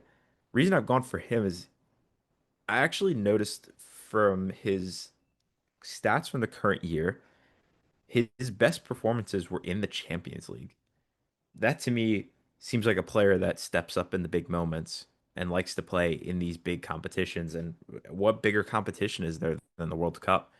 In La Liga, he actually his stats were not great. Certainly not for the price tag. 8 goals, 4 assists, and 29 appearances. But in the Champions League, in 15 appearances, he had 10 goals, 4 assists. So he had a goal contribution in pretty much almost every game that he played in. So going to be very interesting to see if he can continue to show up in these big moments because that's going to be super helpful for Argentina team that's expected to be in a lot of these big moments late in the tournament. So obviously, I think most people are going to be focused on Messi, but I think he's going to have a big impact outside of, all the Messi magic that's going to happen in potentially his last World Cup. You're there, big guy. Boop. I also, this is the first time we matched. No, I don't think it's the first, but I think it's the second. That's crazy. The fact that we've gone through this many teams, we haven't just overlapped because that's pretty good. I also picked Julian Alvarez, and I think I picked him last World Cup too, to be fair. Um, Probably. he really didn't have, like you said, I'm going to mirror a lot of what you said. He didn't have the type of output that you would expect for somebody who had that price tag and that sort of hype, right? He ended, the reason he only has 29 appearances, he got dropped at the end of the year. He didn't appear in the last, 10 games or so because he wasn't performing. With this being Messi's final dance, it seems that he's going to have a lot of pressure on him to be not the next Higuain, right? Every time Messi failed, it was somebody else's fault. And it always fell on Higuain. And if Julian Alvarez isn't putting the ball away, then the Messi bots they need something more to attack when MLS is Wait, closed I, down. what I will say, and sorry, I don't mean to cut you off, but Yes, I you. wanted to just add to that topic that you mentioned. I think they've already shifted on the Higuain thing, but it's gone to Lautaro Martinez, I'm pretty sure. Because I remember him getting like destroyed at times for just constantly missing easy goals. So I think the focus will probably be on him over Julian Alvarez. But I 100% agree with what you're saying. The focus definitely has shifted off Higuain to whoever's next in the striker pipeline to get blame. Yeah, 100%. So it'll be interesting to see what he does. All right. Algeria up next, 28th in the world, making their first appearance at the tournament since they made it to the round of 16 in 2014 at Brazil. And that is the only time they've made it that far. Every other time that they've been here, it's been kind of grouped. In 2026, they're going to look to go even farther than the round of 16, make a deep run. They qualified by winning the CAF Group G over Uganda, Mozambique, Guinea, Botswana, and Somalia. They enter the group having to feel that they have a decent chance of getting out behind the leadership of 32-year-old Swiss manager Vladimir Petkovic. They haven't announced the roster yet, but the only MLS player I was able to find, because they didn't release a provisional either, the only MLS player I was able to find was Columbus Crew's Mo Farsi. Now, based off of his injury history and lack of form, I doubt that we're going to see him, but you never know. Talk to me about how you feel about this Algeria side and give me a player to watch. Yeah, I mean, as you said, I think they definitely have a shot at getting out of this group. I think they got a bit fortunate to have a group that is a bit more open for, I would say, at least the number two spot. I think Argentina is obviously the front runner for this group, but they can be competitive with an Austria team. They can be competitive with a Jordan team. But that being said, I still think that at least on paper, to me, they feel like the third best team in this group. I'm not as crazy about Algeria as I think they used to be back when like Riyad Mahrez was in, the peak of his form and you had guys like what was his name? Like Dig. Slimani? Slimani, is that Yeah, right? nice. That was kind of like what I thought of as that was to me when Algeria felt like it was at their peak. I don't quite. I think obviously they're still good. Like as I said, getting out of African qualifying and topping your group is nothing to be nothing to scoff at. So again, a team that you can't take lightly. And one of the players that I'm going to be focused on for them potentially. I guess we don't know roster yet, but I've gone for Amin Gouiri. Gouiri? I don't know. I probably butchered that as bad as you've butchered some of these other names, but he is an attacker that is currently playing for Marseille, has played 21 times for Algeria, has scored 8 of those appearances, including 2 goals and 1 assist in their 7-0 beatdown of Guatemala. My goodness. I don't know why they're doing friendlies against Guatemala, though. That doesn't really make sense. Guatemala is not going to be in the World Cup. Newsflash for Algeria. And then he also played in their friendly against Uruguay, but did not get on the score sheet. I think he's going to be a massively important part of that attack for them. As you could see in the Guatemala game, if he is scoring, the team I think will be doing well. Again, I don't think it's a team you could take lightly. They also had friendly wins against Zimbabwe and Saudi Arabia late in 2025. So they seem to be coming in pretty good form, unlike our USA team. I think Guiri is going to be a big reason as to their success if they are doing well in the attack. Yeah, I don't see this team doing anything special without legend of the pod, Raïs Semboli in goal, but we move. A Rice and Bowley shout in 2026. That's wild. I've got two players that I'm going to list here because one is definitely not getting called in. Did you know that Lucas Zidane is a goalkeeper for Algeria? Who? Oh, Zinedine Zidane's son. Yeah, famous Zinedine Zidane, investor of Rodez AF, the famous League Two side. Yeah, that I did not know. So this is what I put this in here just to make this joke. When you look up Lucas Zidane on Transfer Market, it says like, oh, relationships, and has like all the names of the people they're related to. Yeah. It goes son of Zinedine Zidane, and instead of saying like, hey, World Cup winner, World Cup finalist, Real Madrid legend, whatever, it goes investor for Rodez AF. It's the funniest thing I've ever seen. He looks like he broke his jaw at the beginning of the month, so I don't know how long that takes to heal and if he's going to get called in. But I just did not know he was Algerian, so I wanted to put that out there. For players who will play, it's going to be Ryan Aït-Nouri. Interested to see how he fits in the side. He moved to Man City for shocking, a big money move to Man City. Who would have guessed? But he only got about 950 minutes this season. So is he in good enough form to contribute meaningfully for his country at the World Cup? That's what I'm going to be keeping an eye on. Nice, good shot. All right. Well, then let's do the 24th overall Austria because for the first time since 1998, the Austrians are back in the tournament. They've topped UEFA Group H over Bosnia, Romania, Cyprus, and the mighty, mighty San Marino. They're back in business, baby, looking to recreate the success of 1954, where they achieved their best ever finish, third place. The Red Bull influence is strong in this team. Inventive football mind Ralph Ragnick takes over the team with hope to use his brilliant mind and tactical approach to get them to the promised land. They've announced their roster. It's a mix of experienced names and new faces. Stoke City legend getting a shout. Marco Arnautovic, 37 years old. He's in the team, baby. 33-year-old David Alaba is also there. And they've mixed in some fresher faces on the back of dual national switches. Paul Warner and Carney Chukwuemeka. Mm-hmm. They're in the side after flipping from Germany and Nigeria, respectively. Who are you keeping an eye on? And give me your thoughts on what Austria can do in this group. I imagine this is your number two team, considering what you were saying about the Algerians.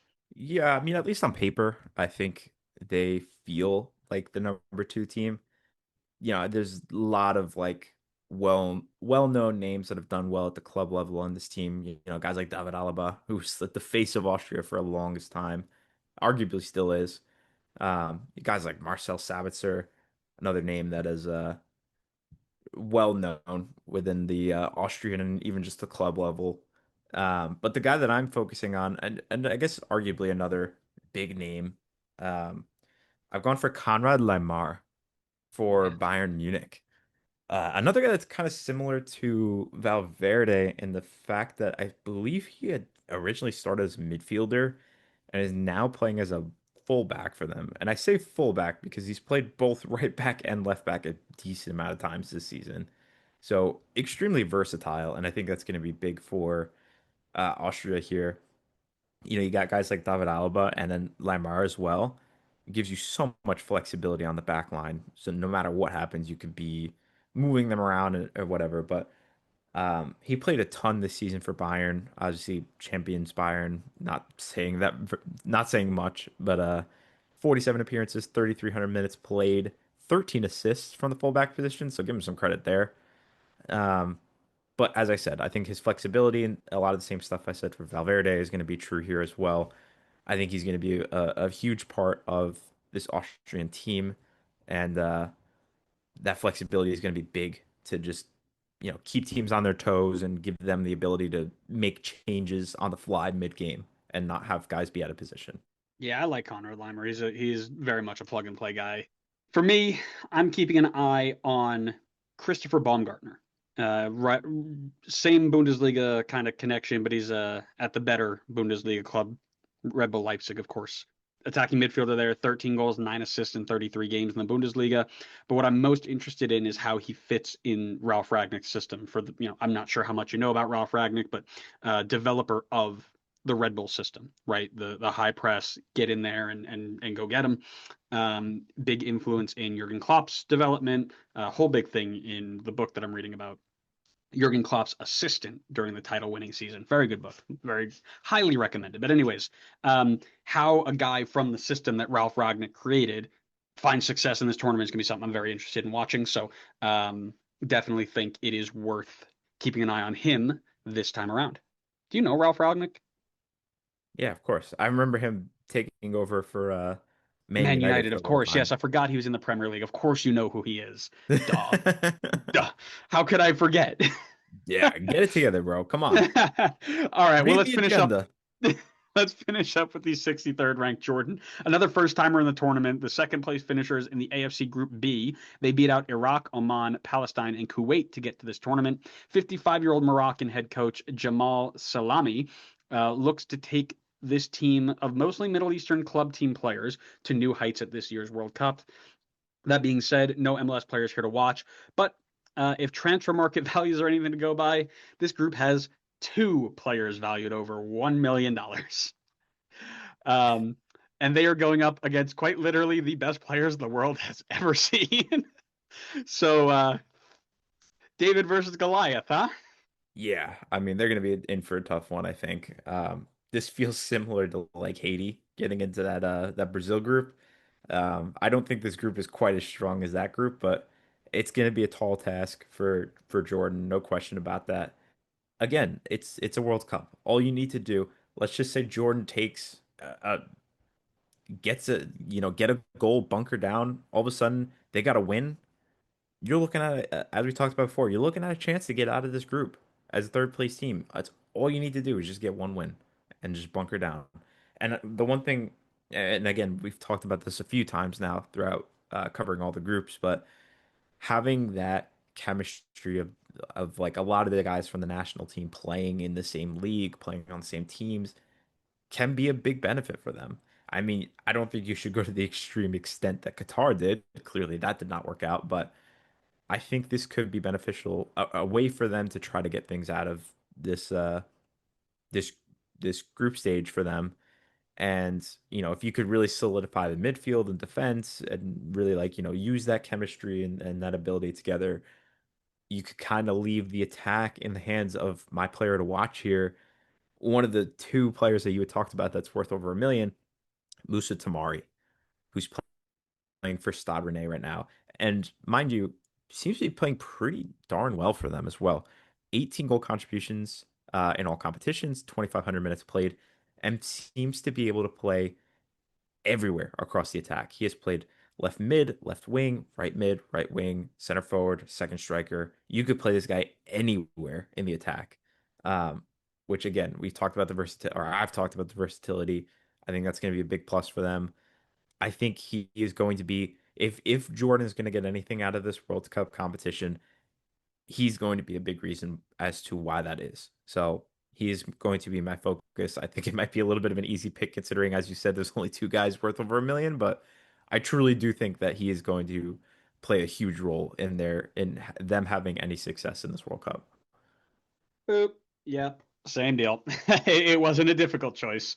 Yeah. Um, yeah, 33 of 34 games played, 6 goals, 9 assists in Ligue 1. It's great return, right? Great return for value. If they want even the slightest chance, it's all coming through him. So I'm on you there. All right, we've got two groups left, Group K and Group L. I think we continue going on in alphabetical order with Group K. Otherwise, that would just be weird. So we're just going to stick with Group K. Is that okay? I'm all right with that. Cool. All right, so we got Portugal, we got the Congo, we've got Uzbekistan, and we've got Colombia. We are big Uzbek supporters because I will be at one of their games. Big ups, the Uzbeks. But we're going to save them for later on. We've got the fifth ranked Portugal. You've got Messi and Neymar's last dance. You've got Neuer's last dance. Why not give Ronaldo his last dance? It's their seventh straight appearance as they aim to get to the finals for the first time ever, with their best finish in the six tournament run being 2006 fourth place. They qualified by winning UEFA Group F over Ireland, Hungary, and Armenia, the latter of which they beat with an aggregate score of 14-1. Holland, hold my beer, they say. You, they enter the tournament under the managerial leadership of Cristiano Ronaldo. Roberto Martinez. He is in charge. I promise you, he is in charge. He makes all the decisions. And I actually believe that because he's an Everton legend and nobody tells Everton legends what to do. Um, they all have dreams of getting the trophies in the hands of Ronaldo and reigniting the GOAT debates on Twitter once more. They've chosen not to take any MLS players.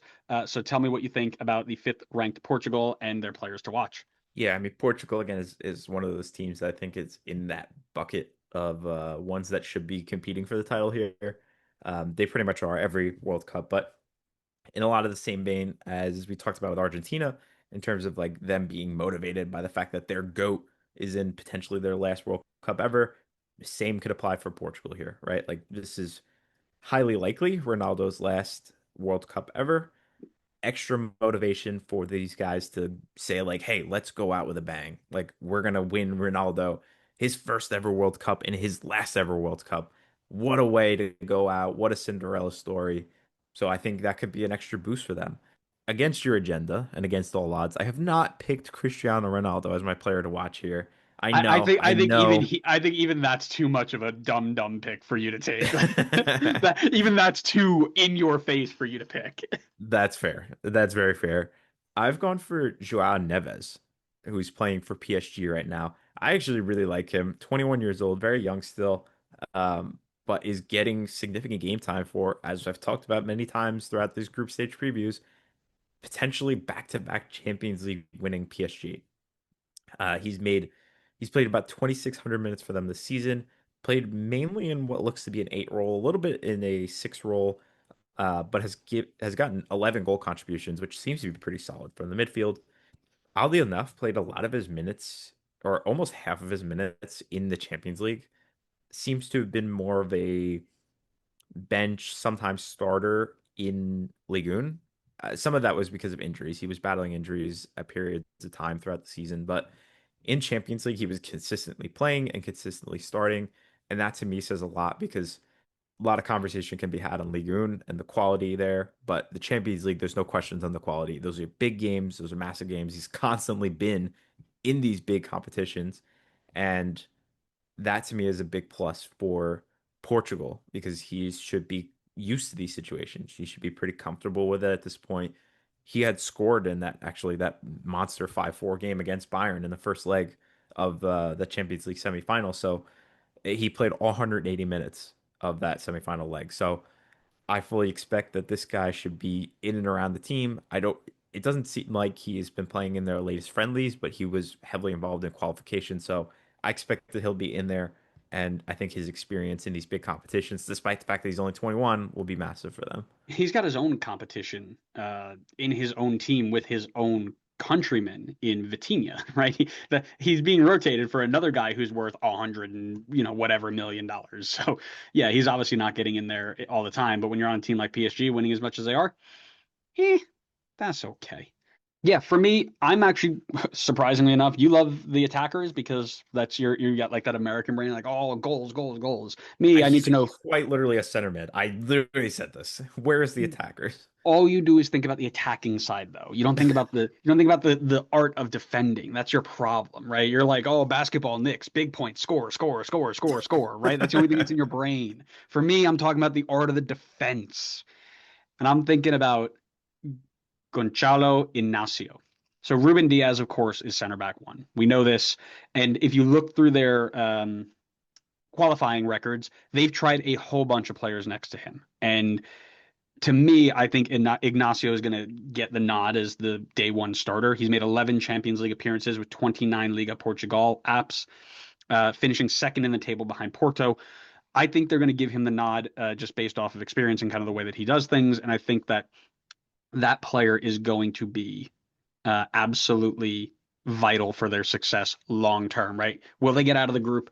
Yes, probably, right? There's not a ton of huge competition there, but when you start getting into the next level and the next level, you can't be defensively leaky. So what level he gets to is going to be really important for them. All right, we're going to go to the 46th ranked DR Congo, the Democratic Republic of Congo.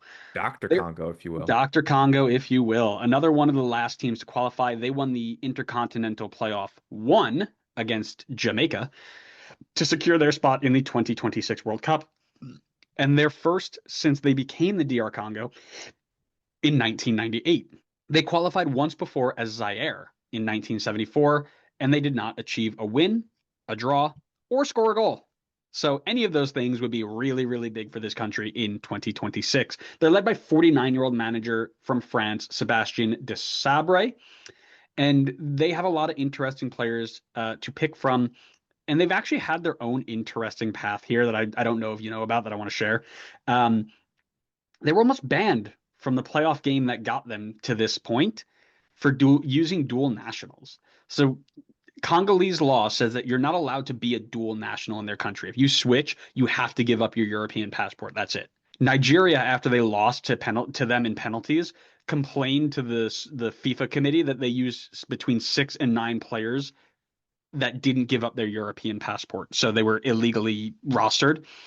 They threw this complaint out because FIFA doesn't care what the international law is. You just need to have a passport for that country. So if you didn't get rid of it, it doesn't matter because you've got the passport for the other country, which is fine. So here we are today. Those players include the likes of Wan-Bissaka, Tuanzebe, Bongonda, Kakuta, and Pickle.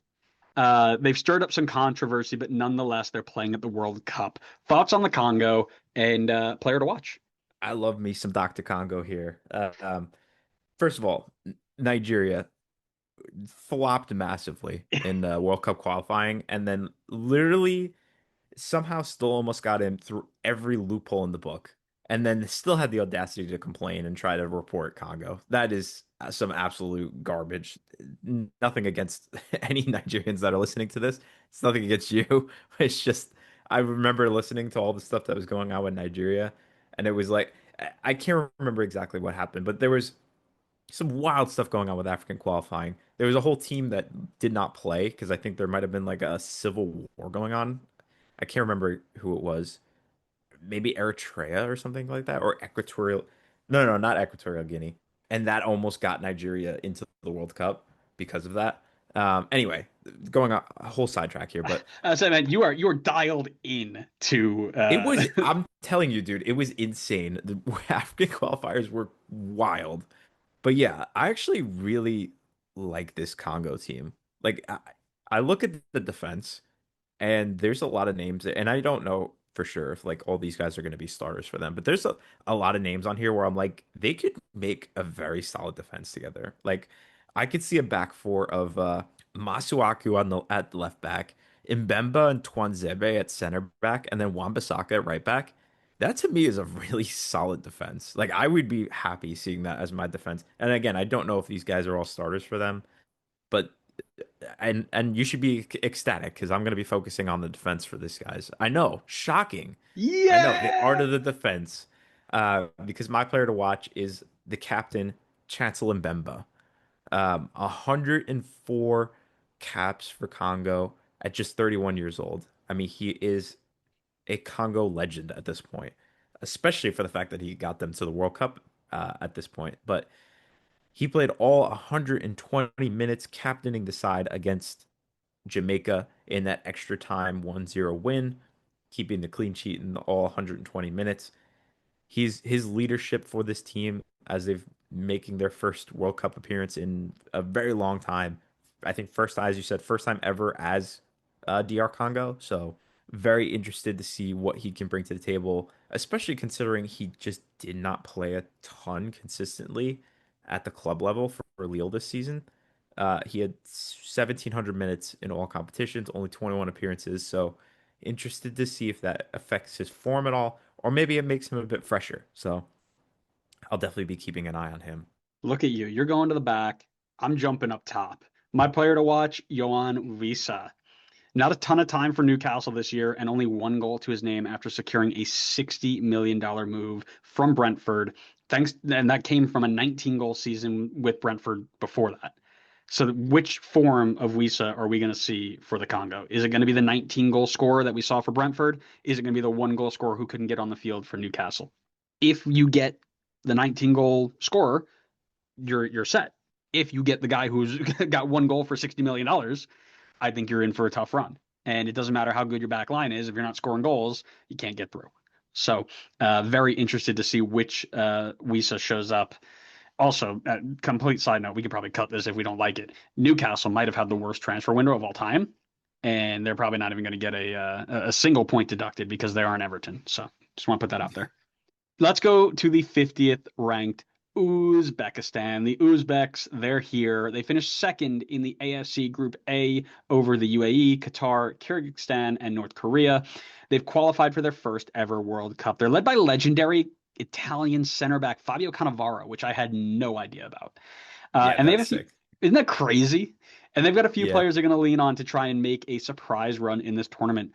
Um, no MLS players, but we do have an almost MLSer. First time almost MLSer, Eldor Shomurodov, who nearly made a move to Atlanta just a few seasons ago. I remember talking about him on our show, and he decided not to come. I guess he knew what he was in for, watching Latte Lot miss every chance that he gets.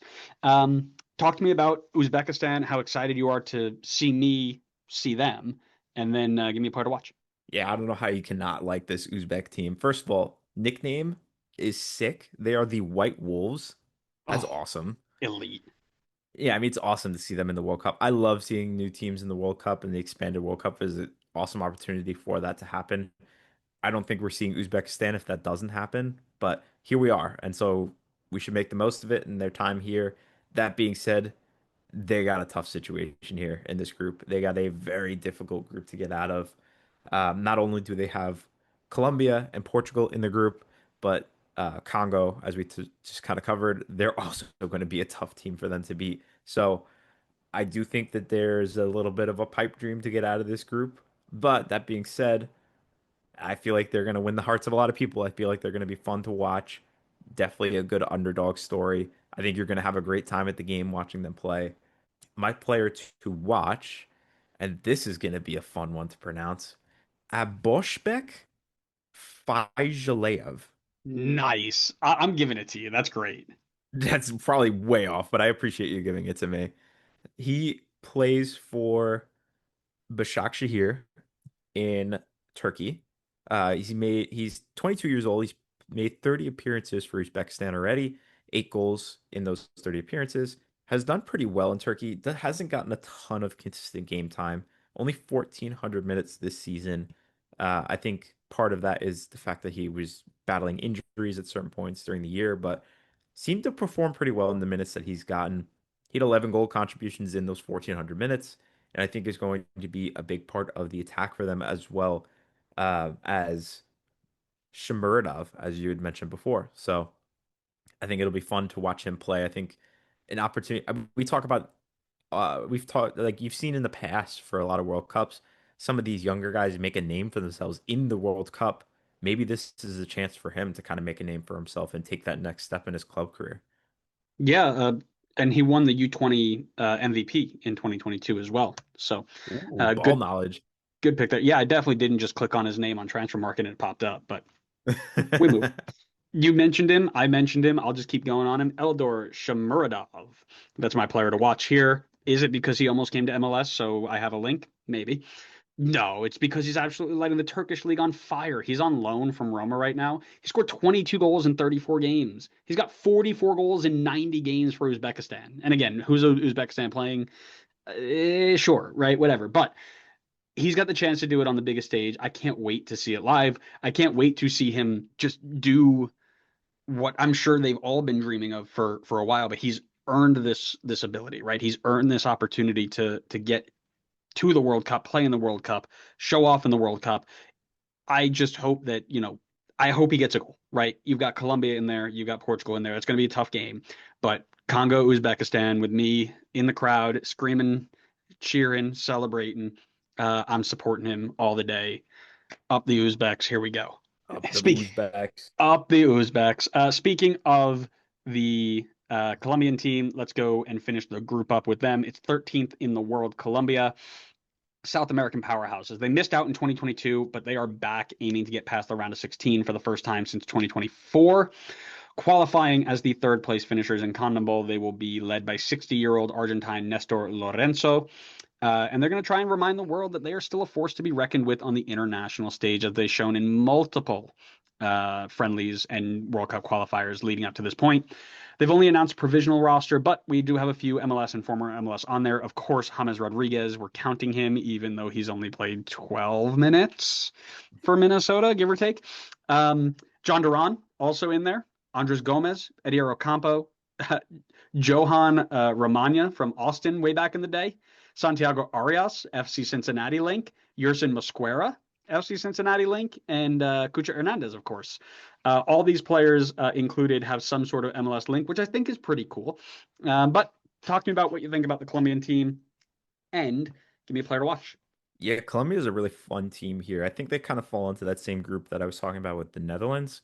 I don't think they're quite on the same level as like a Portugal, Argentina, France team, but definitely not a team you could sleep on. And if they made a run, would not be the most surprising. I think they have the talent to do so. I think they have to be kind of playing at their best if they're going to be making a run as deep as like the semifinals or even potentially further than that. Uh, Ooh. but that's not to say, and that's not me making a prediction that they're going to do that. I'm saying if they're going to do that, they need to be at their best.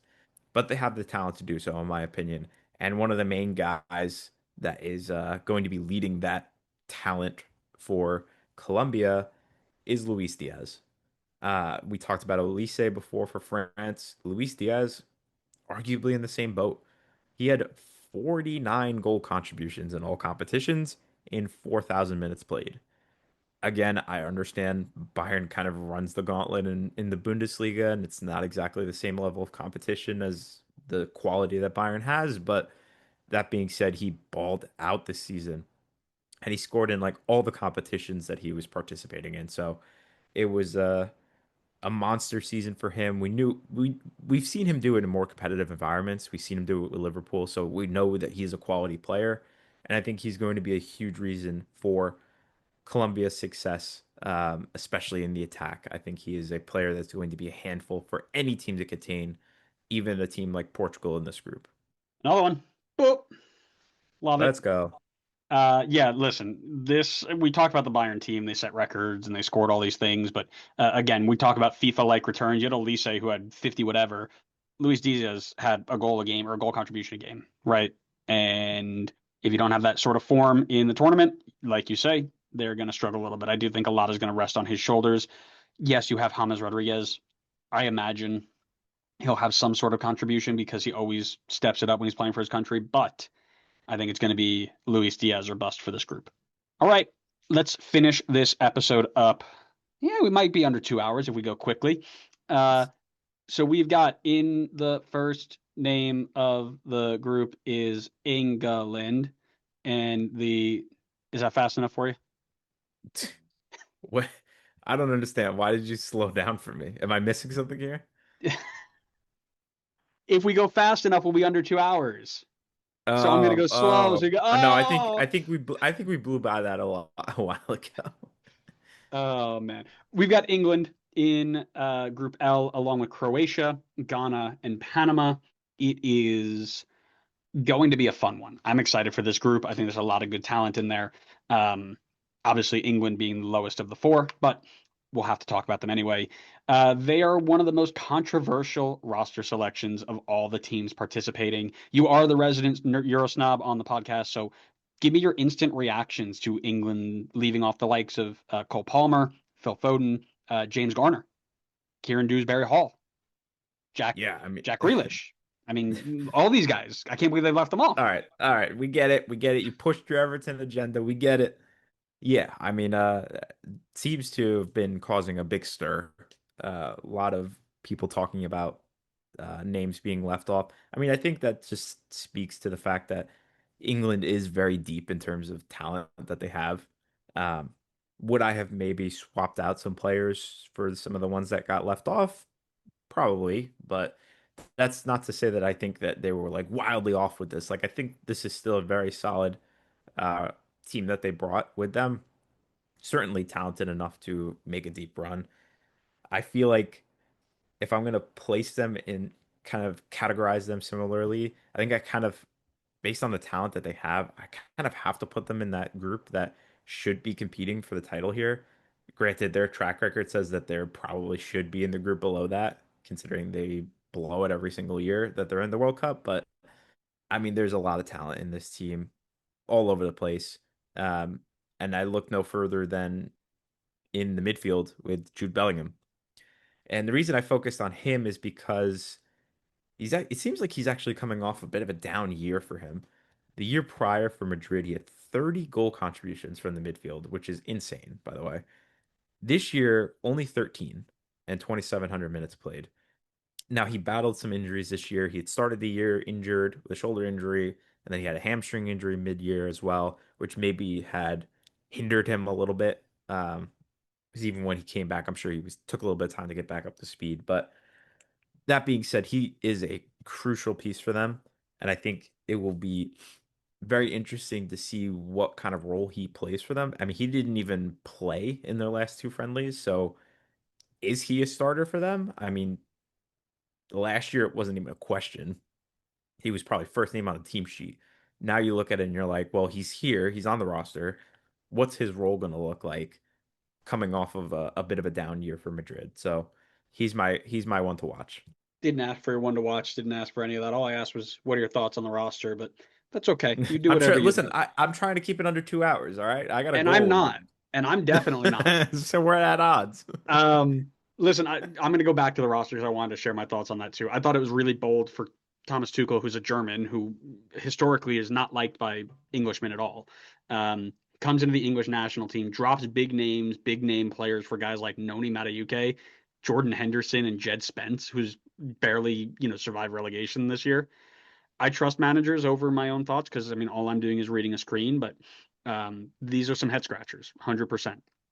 And I understand where the frustration is. Obviously, my coach from college is from England. He's in England right now. He actually just watched his Bolton earn promotion. But the thoughts there are they're not happy. Lots of English fans are not happy because there are players, I've seen the Noni Madueke comparisons where it's like you could have taken Jack Grealish on one leg and he has more goal contributions in half a season than Noni Madueke did for Arsenal all season, but he won a title, so now he's in the team.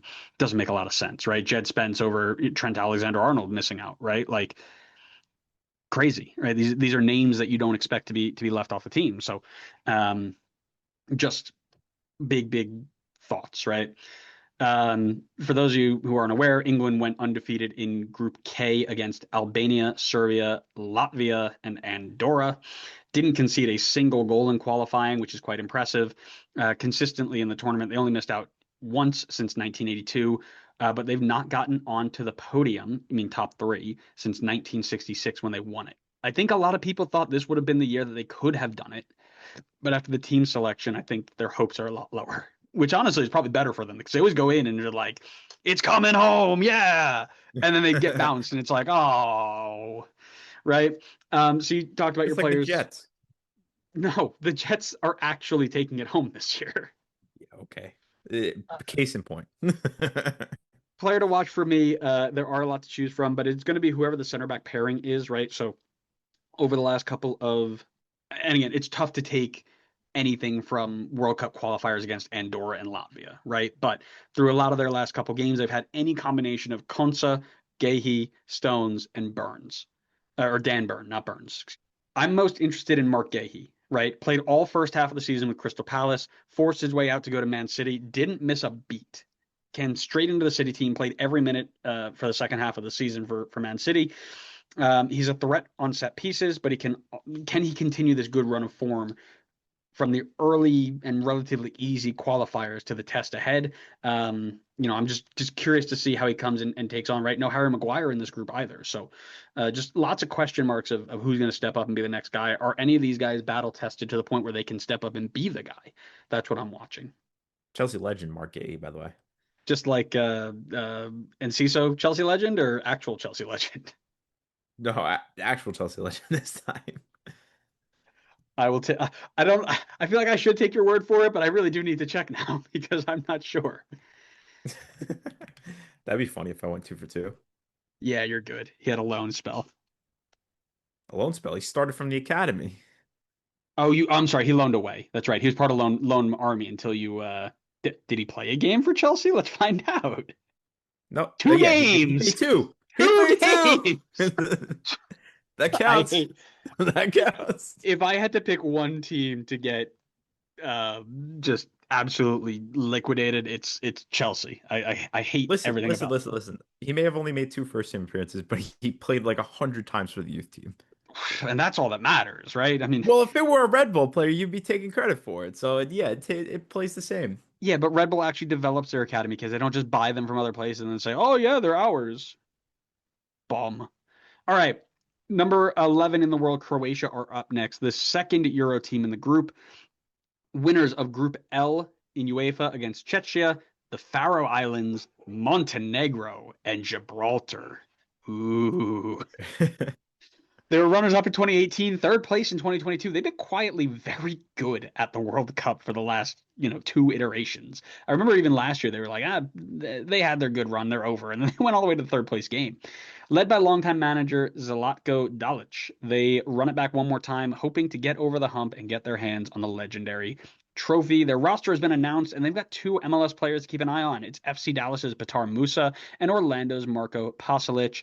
They might not get a ton of game time, but as we were mentioning before, it's awesome to see them get included because it shows that if you come to MLS as a European player, your hopes are not killed for getting to the national team playing in the World Cup. So let me know your thoughts on the Croatia team and talk to me about a player to watch.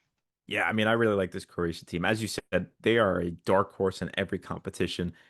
Everybody sleeps on them. They focus on the Frances, the Spains, the Portugals, and then Croatia just comes through every single time and is making deep runs consistently. So I love that for their experience and coming into this World Cup as well. The roster is still really, really strong, even if guys like Luka Modric are kind of like tailing towards the end here.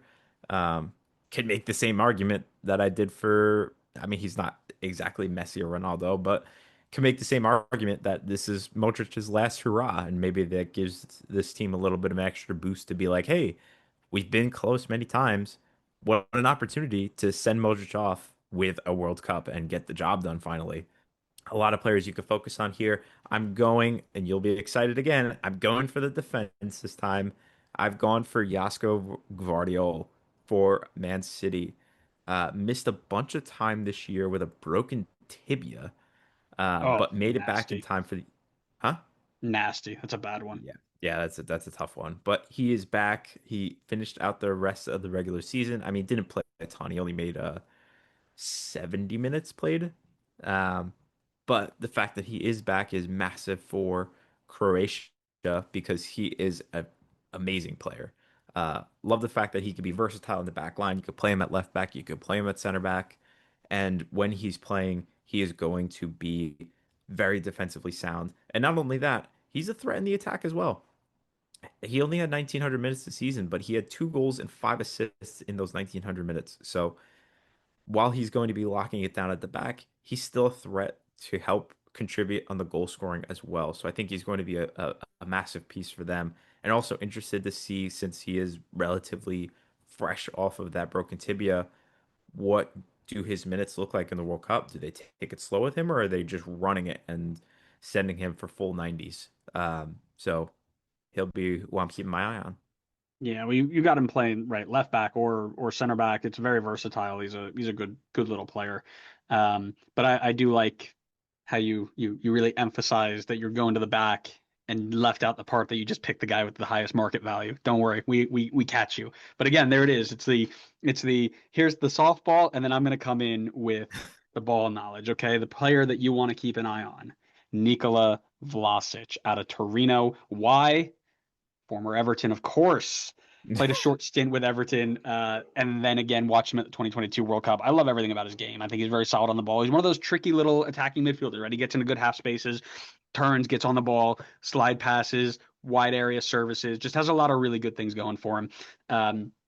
No, he's not going to be a golden ball finalist. He's not going to be the best of the best, but I think he's going to contribute in good moments. He's got 8 goals and 3 assists in 36 games for Torino this year. I'm just excited to see him on the world stage again. I think he's going to do the good contributions. It's not going to be the 15 goals in 12 games type of thing, but he's going to do enough to be important. All right, 2 more teams left. It's the 74th ranked Ghana, who are back and miraculously not with the United States in their group. At least, we're not in the path for now. They're qualifying for the 5th time in 6 tries after missing out on 2018, just like the United States. The only time we had the opportunity not to run into them, and we missed 2. They get to the quarterfinals in 2010, again beating the U.S. in that group, and no farther. They hope to change that in 2026. They won Group I of the CAF qualifying over Madagascar, Mali, Comoros, Central African Republic, and Chad. Played one guy versus 11. That's I messed mean, up. he is Chad, so like you got to He consider that. now if they played Giga Chad, different story. Different But story. it's yeah. Um, they're led shockingly to me by Carlos Quieros. Name ring a bell? No. It should. He's the former MetroStar manager from 1998. Yeah, I had a feeling I would have no idea. I don't know if the year is right, but he is a former MetroStar manager, and he has a ton of international experience. List of teams that he's managed and the international level: Portugal, UAE, Saudi Arabia, South Africa, Iran, Colombia, Egypt, Qatar, and Oman. Couple of those teams multiple times. He's only had one game in charge of Ghana after taking over last month from Otto Ado. You might remember seeing the press release that he failed to qualify for AFCON, had a couple of poor friendly results, and they sacked him right before the World Cup. To me, an insane decision. We'll see if that pays off for them. Um, the only MLS team linked or the only MLS player linked to their provisional roster, San Diego's Manu Dua, which we talked about a little bit yesterday before the call. He got called up for the friendlies before the World Cup, and San Diego denied him release because it wasn't an official FIFA window. Do you think they made the right call to do that? No. We had this conversation on air about a different player. I forget who it was. Um, something. Oh, Davies, Alfonso Davies. We had the same conversation about him, and it's same thing here. I think it's a mistake to tell players that you cannot go participate in the biggest competition in the entire world. It's one thing if you're like, oh, there's these international friendlies. I don't want you to participate in it because you've been banged up and we want you to recover. This is the World Cup. Like you should not be in a situation where you're like you cannot go play in the World Cup. So I think it sets the wrong message for the other players on the team as well as the player that you're denying. And for me, I completely agree. And I think these are two separate things. Davies was, hey, you're injured, and we're going to tell you whether you get to play or not. Wrong, but that is for the World Cup. This is Manu Dua's first international call up to Ghana. It is his first opportunity to make an impression. And a reminder, they haven't released their roster yet. This could have been his opportunity to make the World Cup playing in the United States where he plays his club football. Insane that they were like, no, we need you to play one game before the World Cup break. San Diego, you're sitting in 10th, bro. It doesn't matter whether you win this game or not. You're going to jump up to what, 8th before the World Cup break? Stop it. Yeah. Like what Yeah.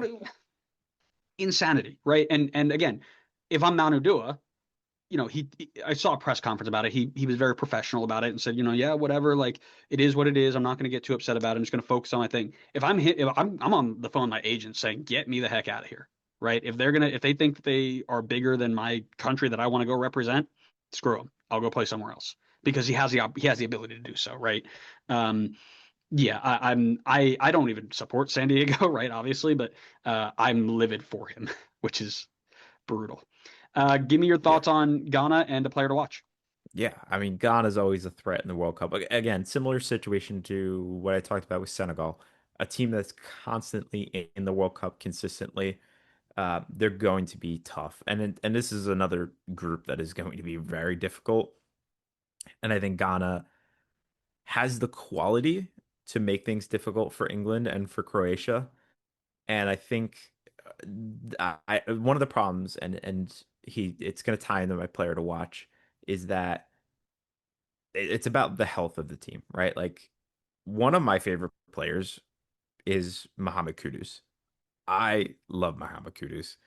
Unfortunately, I picked him as my player to watch because he hasn't officially been ruled out yet, but it's seeming unlikely that he's going to be healthy for the World Cup, which I think is going to be a big loss for Ghana here. They have other quality players, and there's going to be guys that can step up in his absence, but he's somebody that if I'm a Ghana fan, I want him in this team, no questions asked. He's going to be a huge difference maker for them. And if he misses out, it's going to be a big loss for them. So he's kind of my guy to focus on. A little bit of a bias because I do really like Mohamed Kudus, even if he is playing for Spurs. So I'm going with him. I think they still, without him, have a good shot to make things difficult. At least at the very least, be a third place team. Um, but without him, it's going to be a lot trickier of a task. Another one. Boop.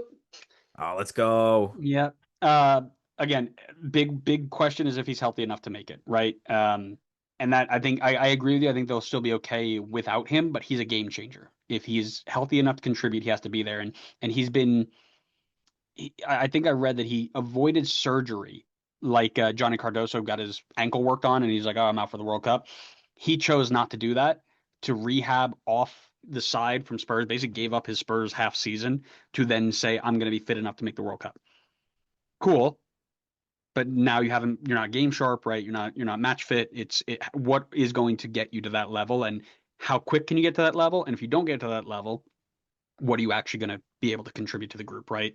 Super, super interested in that. And finally, let's wrap this whole episode, these massive World Cup previews with the 33rd ranked team in the world. It's Panama. It's the last team in the entire tournament from top to bottom. They won CONCACAF Group A over Suriname, Guatemala, and El Salvador to qualify for just their second World Cup ever. 2018 was the last time where did not win a single game. So in 2026, one win, big for them. Led by 53-year-old Thomas Christensen, formerly of Leeds, they enter with the weight of CONCACAF on their shoulders. And of course, they are stacked with MLS and former MLS talent. Just going to rip off some names here. Eric Davis, Michael Amir Murillo, Christian Martinez, Carlos Harvey, Anibal Godoy, Coco Carrasquilla, Jose Farhado, Fidel Escobar, Omar Valencia. The list is literally never ending. The one name that we haven't seen in a while is Joel Campbell, former Arsenal player, only making two appearances for the national team in 2024. So it's not likely he's going to get a call up. Can this Panama team survive without the guy that has been really the face of the team for so long? And then give me a player to watch while you're there. No, I mean, they could definitely survive without him. I think that they're a very underrated team. I will say, having watched them play the U.S. many a times or been in the same competitions as them, you always look at them and you're like, you Panama, you should be able to easily beat Panama and move on. But they're always so difficult. They have good players. Now, that being said, they're in a very difficult group here. And I definitely think they are on the outside looking in at a shot to get out of this group. But as I said many, many times, and I'm going to consistently say it here, I'm not counting anybody out. All it takes is one win to give you a shot to get to the next round. And as I said, Panama are a very tricky team and they know how to get results. And you know what? Quite frankly, this might be a little bit of a stretch, but it's like I almost think the competition being in US, Mexico, and Canada gives them a little bit of an advantage because they've played so many times in Canada, US, and Mexico already. They're comfortable. They know how to play. They know how to deal with the weather. They know how to deal with the environment. I think that could give them a little bit of a boost. I'm not saying this is wildly changing it. Now all of a sudden, I think they'll beat England and they'll beat Croatia, but I think it could make things difficult, more difficult than people will give them credit for. And I know I'm spoiled. I'm breaking the fourth wall here. We had talked about who our pick was for this one, and I know we have the same one, and I'm sticking with it, even if he may not be playing in the World Cup until it's confirmed. But Coco Carrasquilla was our pick for this one because he is such an awesome player. I mean, talk about a guy that you could play all over the field. He played the six, he played the eight, he played the 10, he played left mid, right mid, and he even played a bit at striker this season. So he has been everywhere. He is such a really, really good player. Played almost 3,000 minutes this season in Liga MX and had 2 goals and 7 assists in all of competitions. So I think he's going to be a massive, massive, if he plays, he's going to be a massive headache for teams to deal with. Yeah, and that injury didn't look very good. It was a slide tackle. Clean won the ball, but he went and immediately grabbed his groin and pointed at the bench. A little bit too late for things like that to happen. I lied to you. I also said that I picked Karaskia and I was going to stick with it. I didn't. Want to know why? Could you hate me? No, because we got a former Red Bull we're keeping an eye on. Michael Amir Murillo playing right back. He's been all over the world really since departing Red Bull. He's played in Belgium, France, and now Turkey. Another one of the can't believe any of these guys played in Turkey. Dangerous attacking option, though his output does not quite show it. He likes to get forward, create chances, but sometimes it doesn't come off. He doesn't shoot the ball well, but he puts lots of crosses and he creates those sorts of chances. The issue with him is his defensive output, at least when he was at Red Bull, right? He liked to get forward, didn't really care much about getting back. So in a group like this, where you have a lot of attacking talent, it's going to be very interesting to see what he's going to be asked to do by Thomas Christensen and if he actually responds well to it and does his job. I would imagine being a little bit older, he will, but one may never know. Connor, we did it. 4 hours worth of content, every single World Cup team previewed. If you liked it, make sure you leave a like, subscribe, do all that good stuff because we've got our round one preview and prediction coming up very, very soon. And all the clips for each and every group stage is going to be here as well. And it will continue all month long with our World Cup coverage. So make sure you do not miss a second of it. Thanks so much for listening. We hope you enjoyed it. We'll see you next time on the next episode of the Designated Players and MLS podcast. See ya.